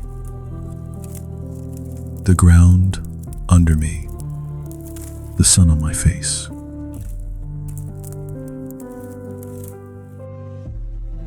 Good, he says. Stay with that. The sun, what does it feel like?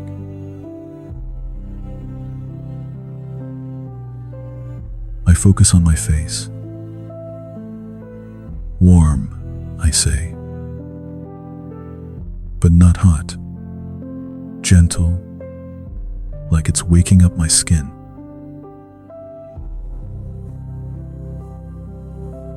Where do you feel it most?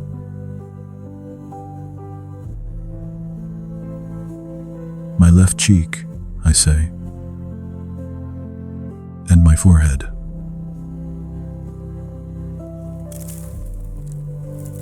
Stay there, he says. Just notice that warmth. Don't try to change it. Just feel it.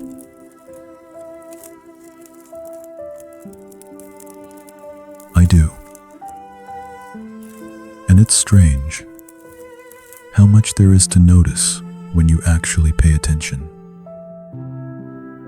The way the warmth isn't even, how it's stronger on one side, how it shifts when a cloud passes.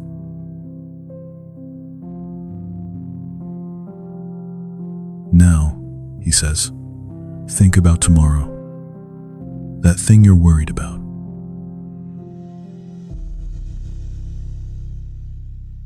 Immediately, my chest tightens. My breathing changes. Faster. Shallower.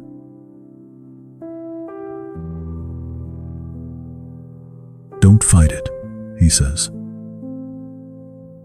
Just notice what happened. Where did your attention go?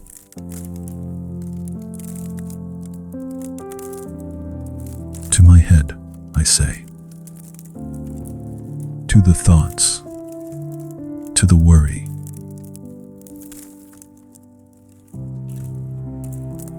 And your body is less than #5. 0 hash is greater than tense, I say. My shoulders went up. My jaw clenched.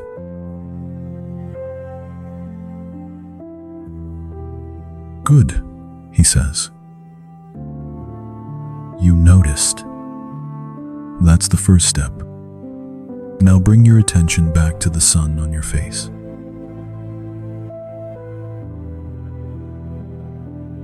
I try. But the worry is louder now. It wants my attention.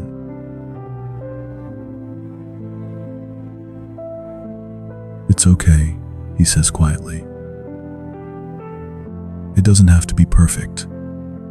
Just find the sun again, even if the worry is still there.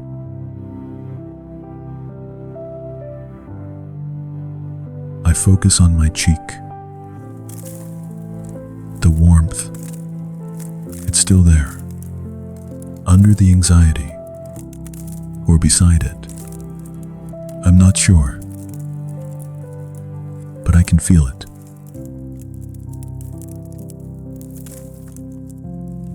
There, he says. You just did it. You brought yourself back.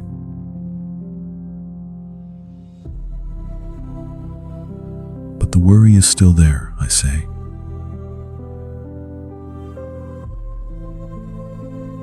Yes, he says. It probably will be. But now, it's not the only thing. There's also the sun, and the tree, and your breath. The worry doesn't get to be everything anymore.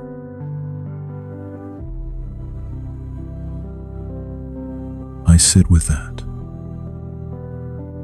The worry and the warmth, both happening at once.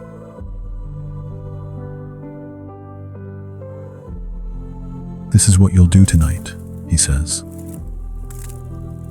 When you're lying there and the thoughts come, you notice them. You don't fight them. You just bring your attention back to something real. The pillow under your head, the air moving in and out of your lungs, the weight of the blanket.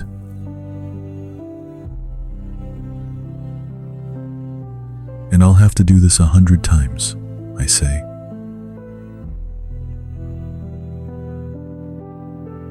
Maybe, he says. Or maybe 20. Or maybe 3. It doesn't matter how many times. What matters is you keep doing it.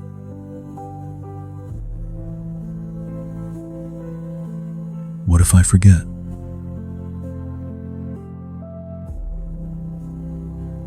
You will forget, he says. And then you'll remember. That's the practice.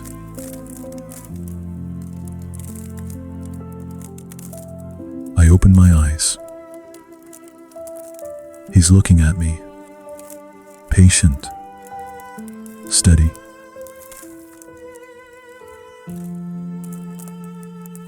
Can we try again? I ask.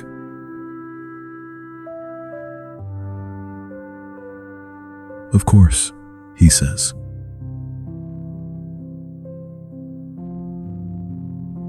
I close my eyes.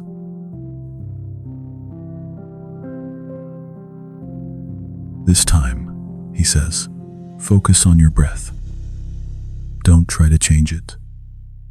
Just notice it.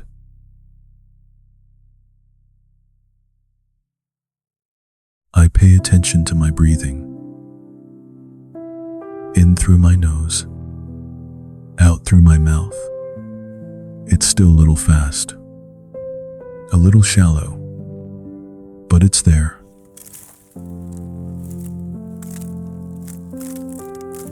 Good, he says. Now think about that email you didn't send.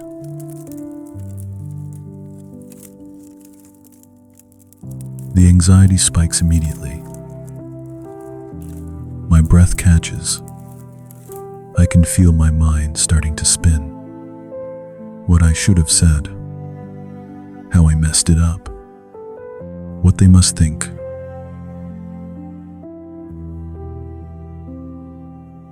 Notice, he says. Don't stop the thoughts. Just notice what they're doing.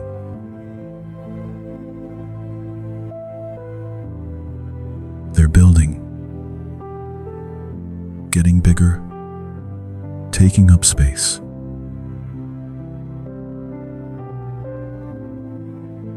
Now come back to your breath, he says.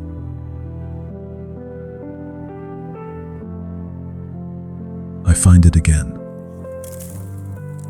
In, out, slower now, deeper.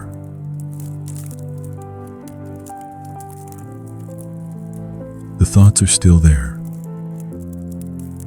but they're not as loud.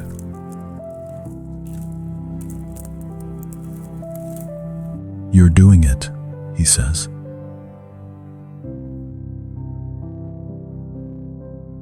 We do this several more times. Different worries, different anchors. The sounds around me, the feeling of my hands on my knees, the smell of the earth.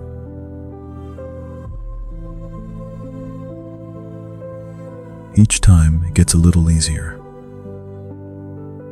Not easy, but easier. Like I'm learning a new muscle movement. Awkward at first, then slowly more familiar.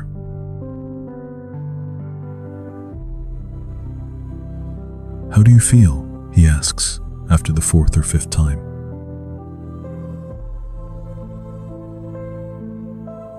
I open my eyes. Think about it.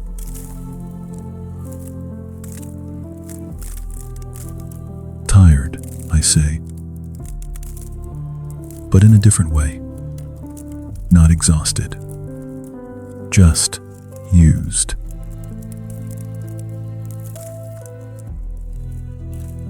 That's good, he says. That's your brain working in a new direction. It's not used to it yet.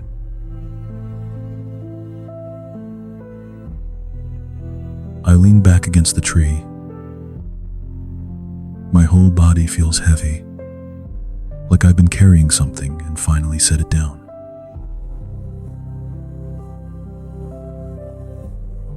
There's one more thing, he says.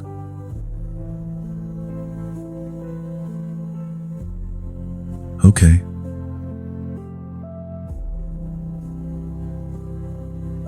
When you're back in your bed, he says, and you're doing this practice, bringing yourself back over and over, it's going to feel like it's not working.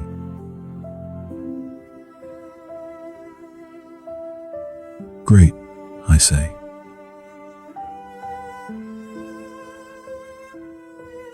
He almost smiles. It's going to feel like you should be asleep by now, like you're failing, like this is pointless.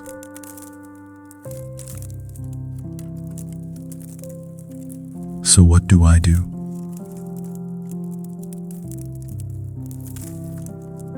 You remember that the practice isn't about falling asleep, he says. The practice is about being present. Sleep is a side effect, a gift, but it's not the goal.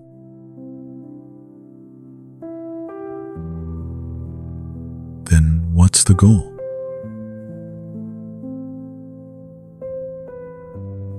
Peace, he says simply.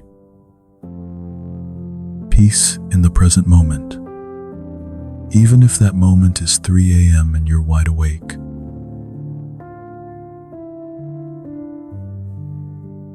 I think about that. Peace at 3 a.m. It seems impossible. But then again, so did sitting in a garden from 2,000 years ago with a man who sweats blood when he's afraid.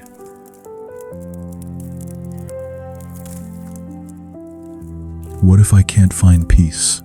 I ask.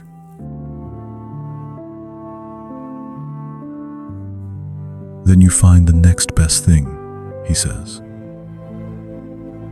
Calm, or if not calm, then stillness. Or if not stillness, then acceptance. Or if not acceptance, then just acknowledgement. Okay, this is what's happening right now.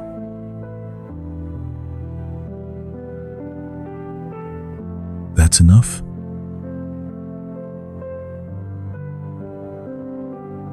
That's everything, he says. Because once you can acknowledge what's happening without fighting it, you stop adding suffering to suffering.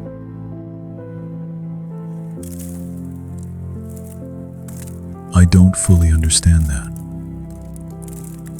but I feel like I will. Eventually.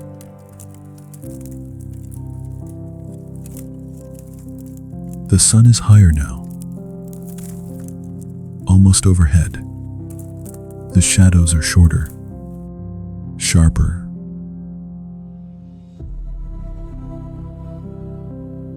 How long have we been here? I ask.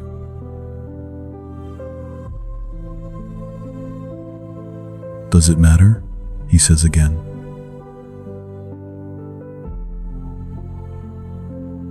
No, I say. I guess not.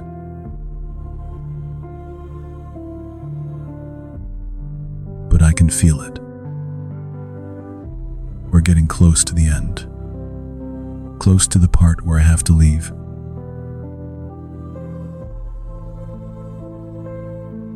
Not yet, he says, reading my face again. There's still one more thing.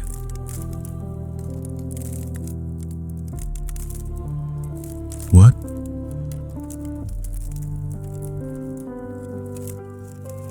He stands up, offers me his hand.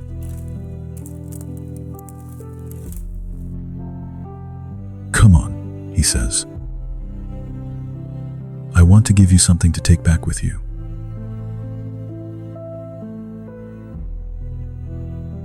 He pulls me up. My legs are stiff again. How many times have we sat and stood now? I've lost count.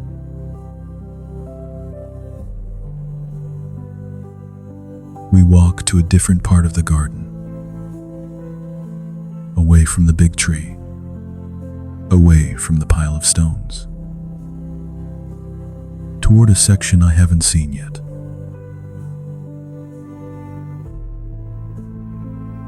The ground slopes down here, gets rockier. I have to watch my step, my bare feet finding the flat spots between the stones.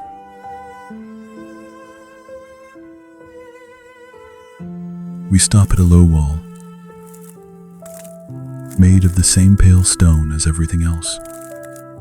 Old, worn smooth in places.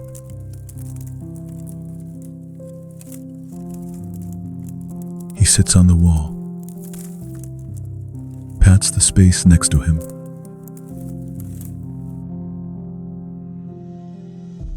I sit.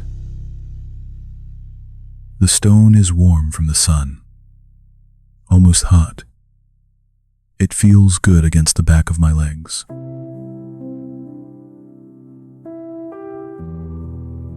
From here I can see more of the city. Jerusalem.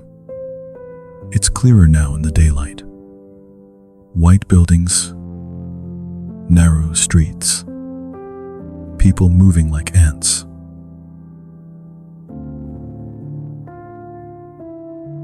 That's where you're going, I say. Not a question.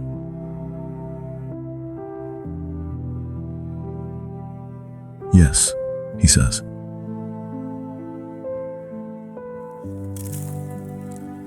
Today.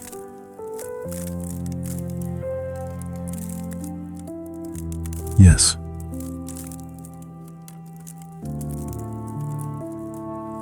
We sit in silence for a moment, looking at the city, at what's waiting for him there.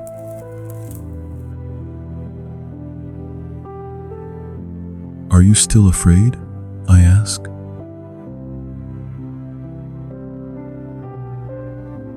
A little, he says. But not like last night. Last night I was alone with it. Now I've given it to the trees, to the ground, to my Father. He looks at me. It's lighter now.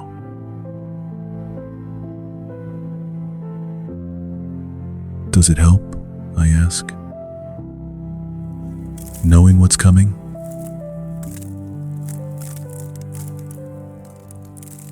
Sometimes, he says.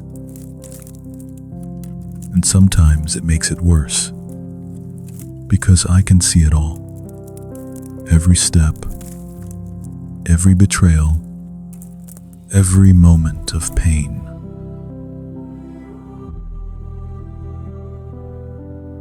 But you're going anyway, I say.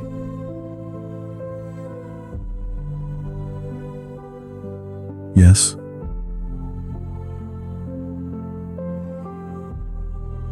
Why?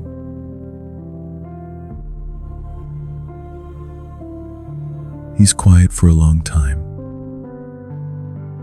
just looking at the city.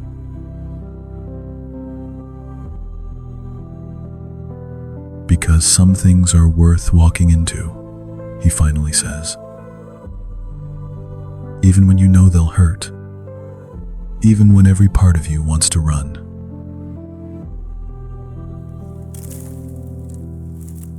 I think about my tomorrow. My thing. The thing I've been losing sleep over. It's not death. It's not torture. It's just a hard conversation. A difficult decision. A moment of vulnerability.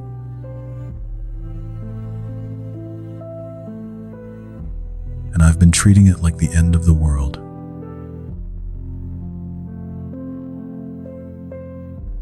I'm sorry, I say.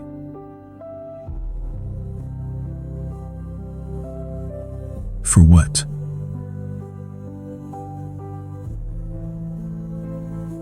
For complaining about my problems, I say, when yours are so much bigger.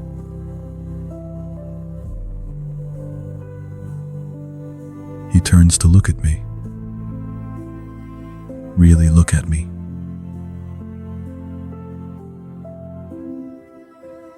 Don't do that, he says.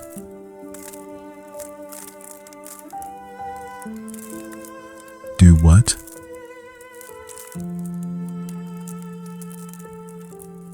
Minimize your pain because someone else's is worse, he says.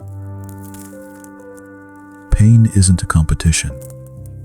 Suffering isn't relative. Your 3 a.m. anxiety is just as real as my garden fear. It just looks different.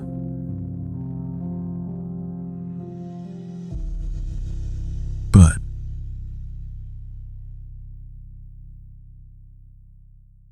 no, he interrupts gently. Listen to me. You're allowed to struggle. You're allowed to be tired. You're allowed to need help. You don't have to earn the right to be heard.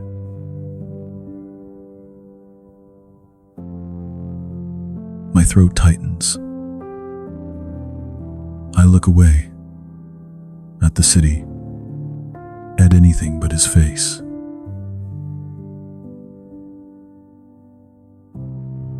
I brought you something, he says after a moment.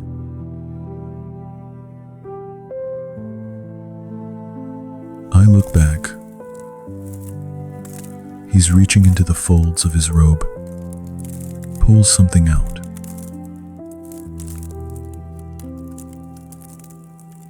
A stone.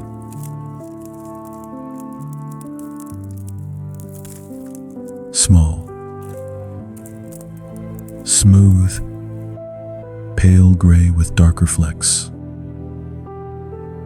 Fits easily in his palm.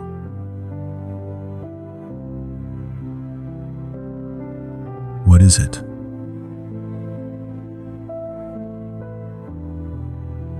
A reminder, he says. He holds it out to me.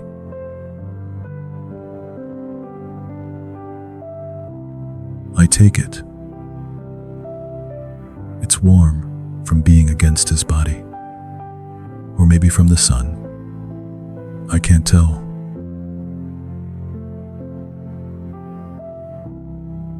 A reminder of what?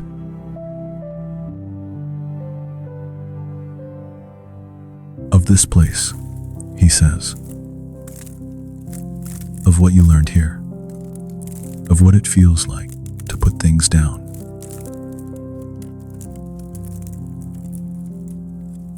I turn the stone over in my hand. It's heavier than it looks. Dense. Solid.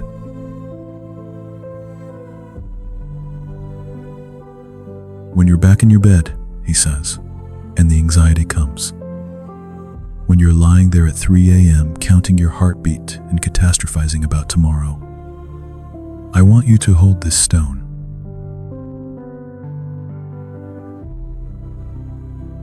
Okay, I say.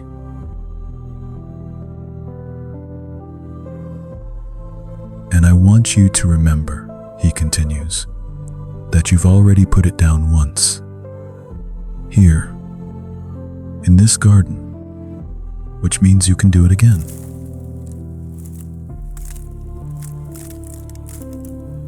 I close my hand around the stone. Feel its weight, its reality.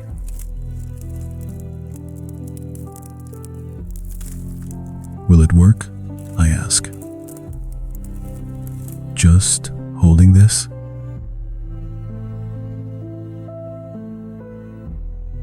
It's not magic, he says. It's just a reminder. A physical thing you can hold on to when your mind is spinning. Something real in the middle of all the imaginary disasters.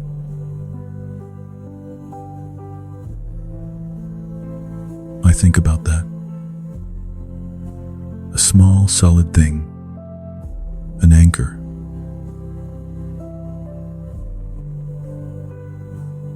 Thank you, I say.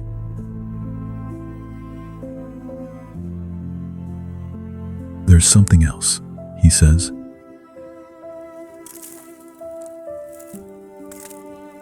I wait.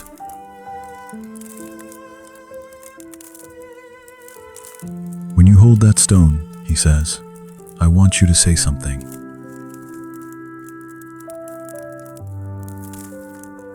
What?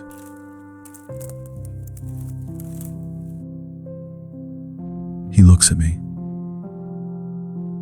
Those steady eyes. That calm presence.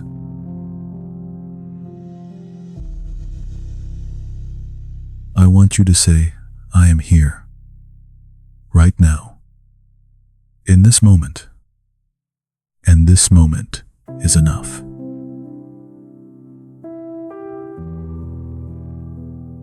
I repeat it quietly. I am here. Right now. In this moment. And this moment is enough.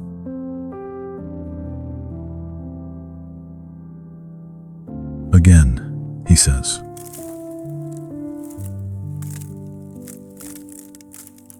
I am here. Right now. In this moment. And this moment is enough.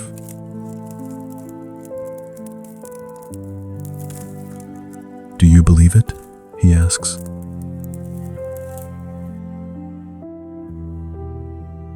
I don't know, I say honestly.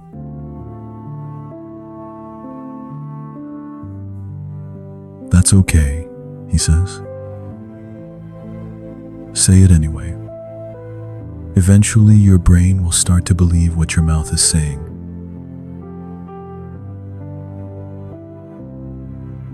I look at the stone in my hand, then at him.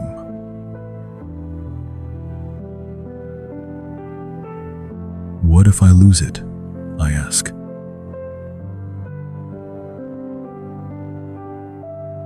Then you find another stone, he says. There are stones everywhere. The specific stone doesn't matter. What matters is what it represents.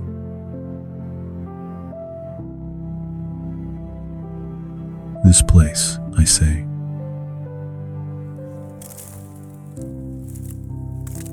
This place, he agrees. And the possibility of peace. And the knowledge that you don't have to carry everything alone.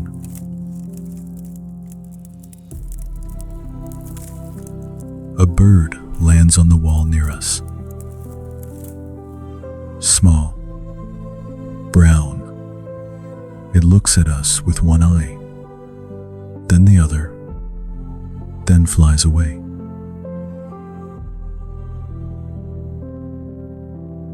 I don't want to go back, I say quietly.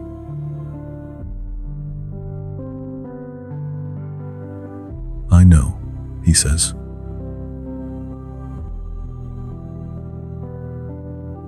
It feels safe here, I continue. Calm, like nothing can touch me. Back there, everything touches me. Everything gets in.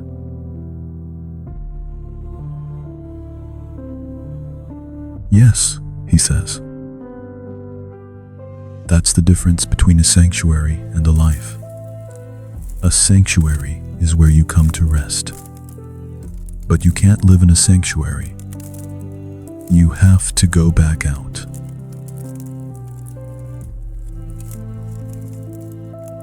Why?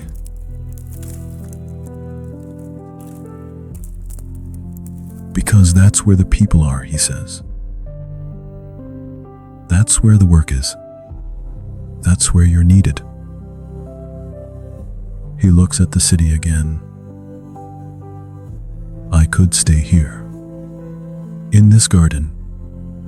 It would be easier. Safer. But that's not why I came.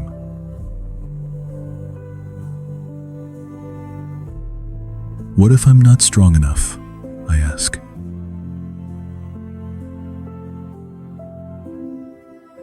You are, he says simply.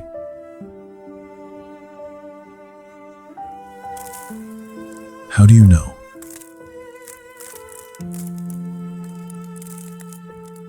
Because you're here, he says. You were strong enough to take my hand at 3:47 inches the morning. You were strong enough to walk through that transition. You were strong enough to sit with your anxiety and name it and put it down. He looks at me. You're stronger than you think.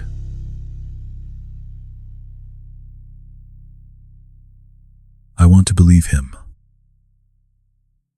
I want to believe that I can take this feeling back with me. This peace, this presence, this sense that maybe I'm not as broken as I think.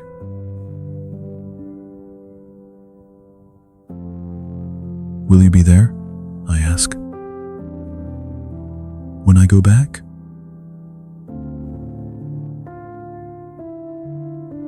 Yes, he says. I told you, I'm already there.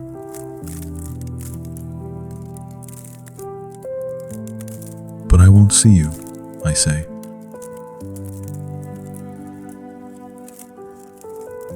No, he admits. Not like this. But you'll know I'm there.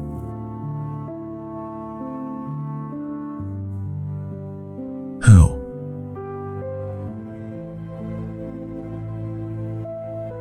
He picks up my hand. The one holding the stone closes his fingers around mine.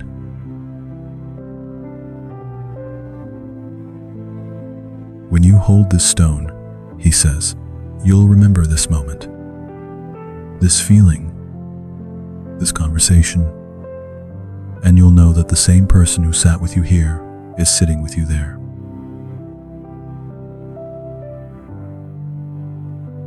Even at 3 a.m., I say.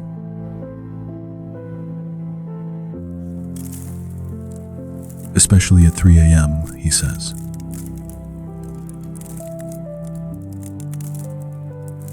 I look at our hands. His wrapped around mine, the stone warm between our palms.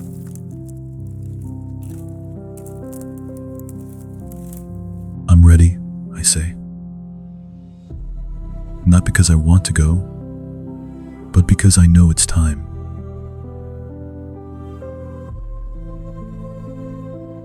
He nods. Lets go of my hand.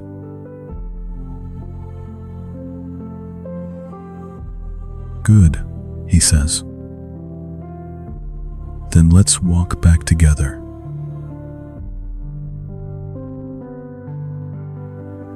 We walk back to the big tree.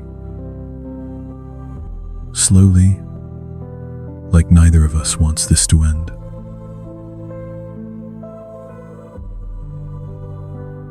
I'm holding the stone in my right hand, feeling its weight, its smoothness, trying to memorize the texture.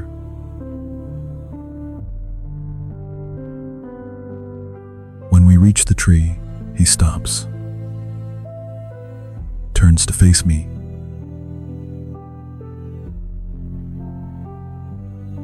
Before you go, he says, I want you to look at something.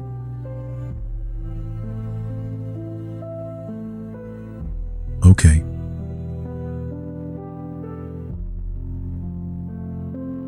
He gestures to the ground where we sat. What do you see?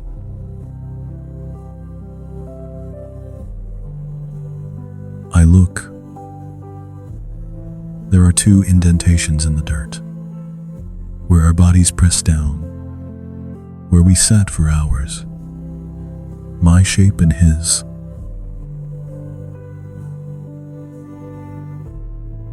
Our marks, I say.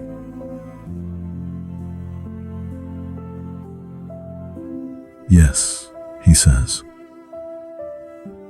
You left something here. Not just your worries, but your presence, your weight, proof you were here.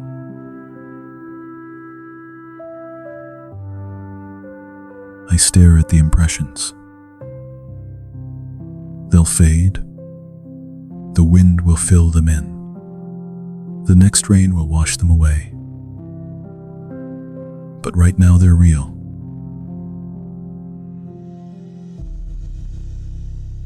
This ground held you, he says. Just like it held me. Just like it's held everyone who's ever come here desperate and afraid. He kneels down, presses his hand into one of the indentations, and it will hold you again, whenever you need it.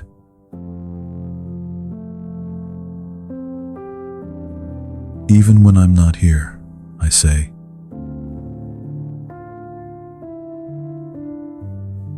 Especially when you're not here, he says. Because you'll carry this place with you. He stands, brushes the dirt from his hand. In your memory, in that stone, in the knowledge that peace is possible.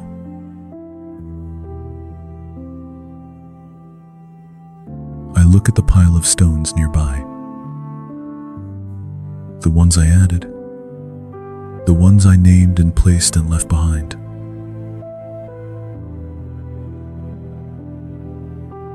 What happens to them, I ask.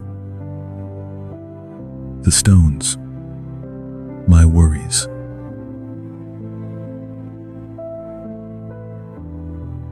They stay here, he says. The tree takes them. The roots absorb them. They become part of the soil, part of what makes this place grow.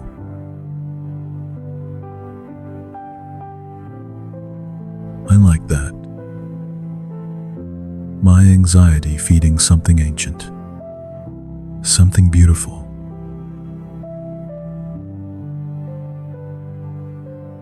Are you ready? He asks.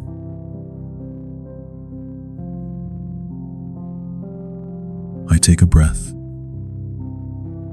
Look around one more time. The trees, the sky, the warm earth, the city in the distance.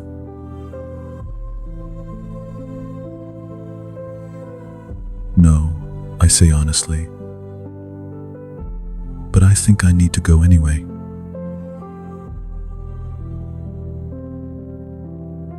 He nods. That's wisdom, he says. Doing the thing even when you don't feel ready.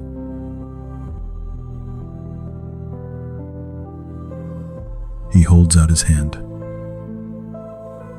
The same gesture as before. Palm up. Waiting.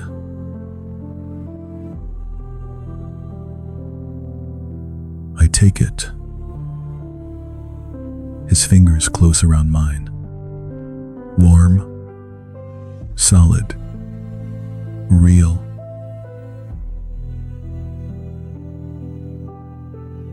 Close your eyes, he says.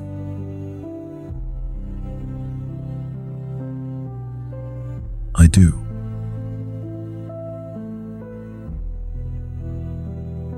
Remember this feeling, he says quietly.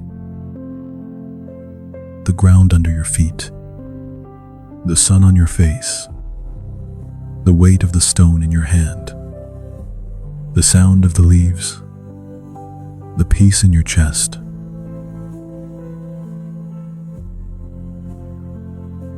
I focus on each thing, trying to burn them into my memory.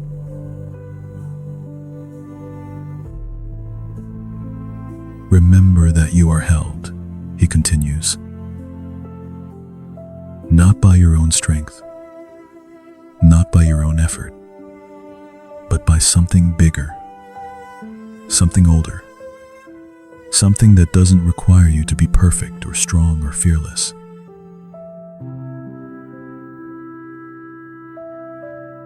My throat tightens again.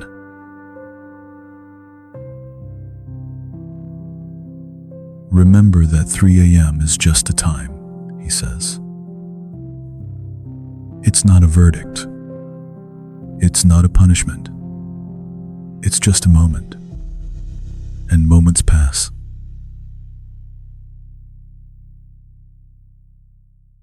I feel it happening. That shift. That sense of movement.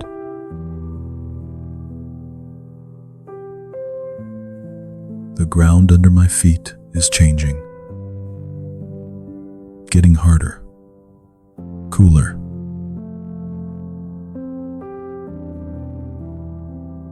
Don't open your eyes yet, he says.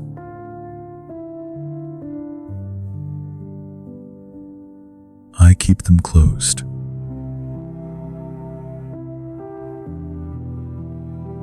The warmth of the sun fades. The smell of olive trees and earth disappears.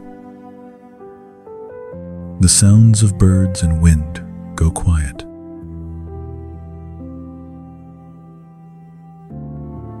And then,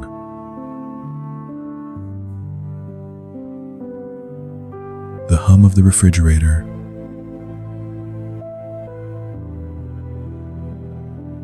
the orange streetlight through my eyelids,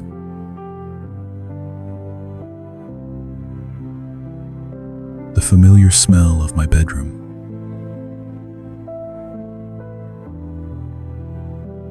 I'm back.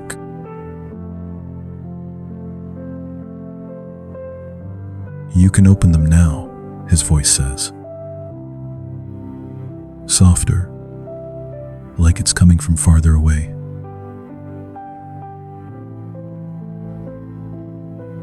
I open my eyes.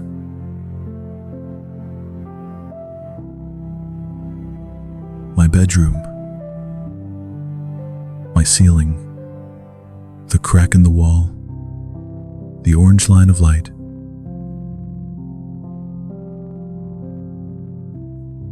I'm lying in my bed. On my back, same position as before.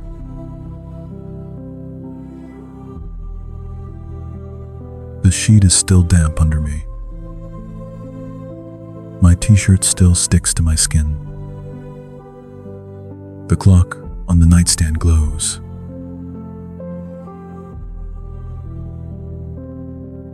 "5:47.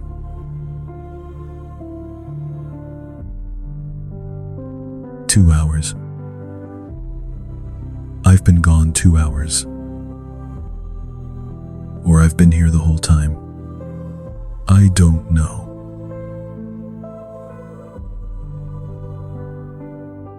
I look at my right hand.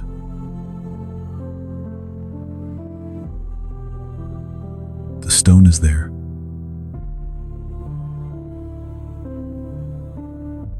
Solid. Real. Warm from my grip.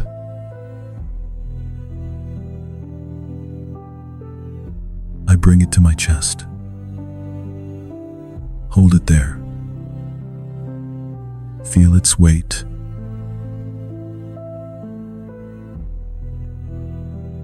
My heart rate is 68. Slow, steady, calm is less than #5. 0 hash is greater than. I close my eyes again. Not to sleep, just to feel.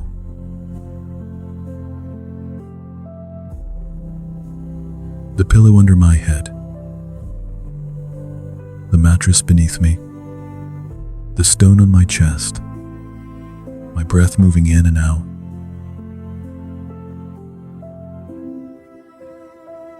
I am here, right now,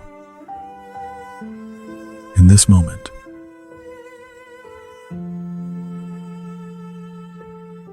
In this moment.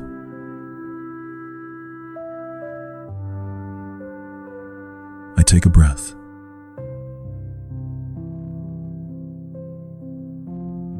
is enough.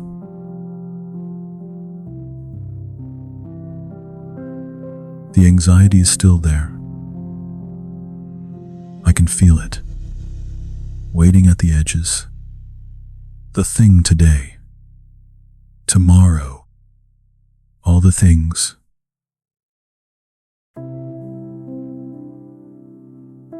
But they're not the only thing anymore.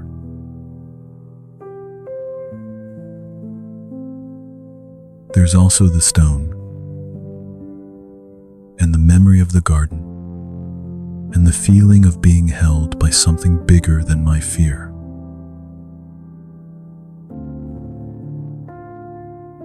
I shift slightly,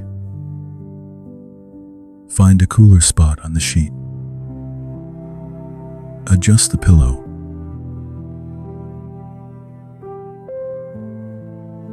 My mind starts to spin, starts to reach for tomorrow, for the list, for the worries.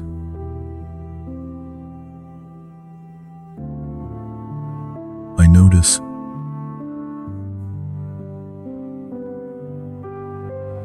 that's the first step.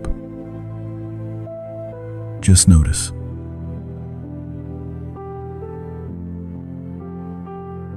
I bring my attention back to my breath. In through my nose, out through my mouth.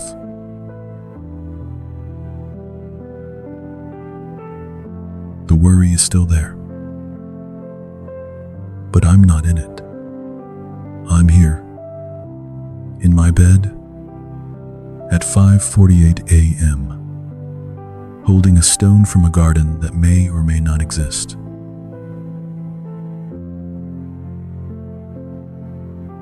My eyes get heavy. Actually heavy. Not the wired tired of before. Real sleepy heavy.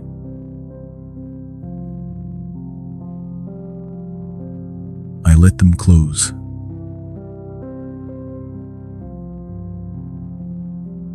I am here. Right now. In this moment.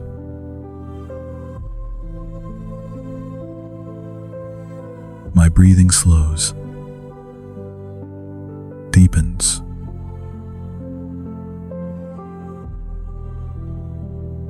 And this moment is enough.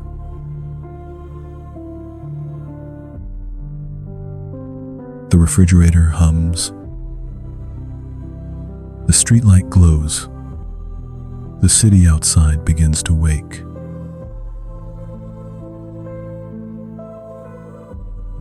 But in here, in this room, in this bed, in this body,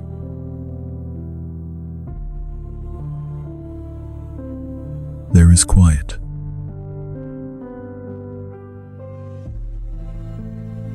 Not the absence of noise, but the presence of peace.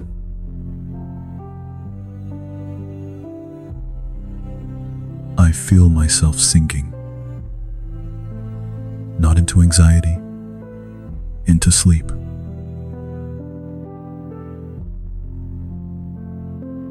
Actual sleep.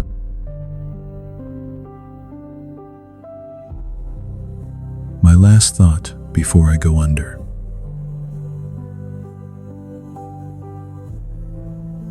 He was right. He's here.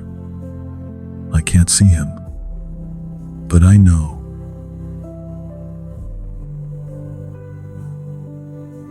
In the stone,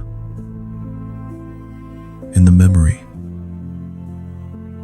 in the possibility that I might actually be okay.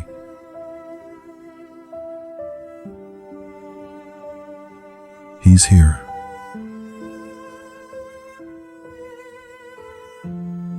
And I sleep.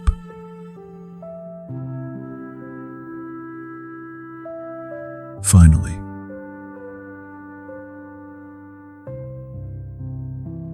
I sleep.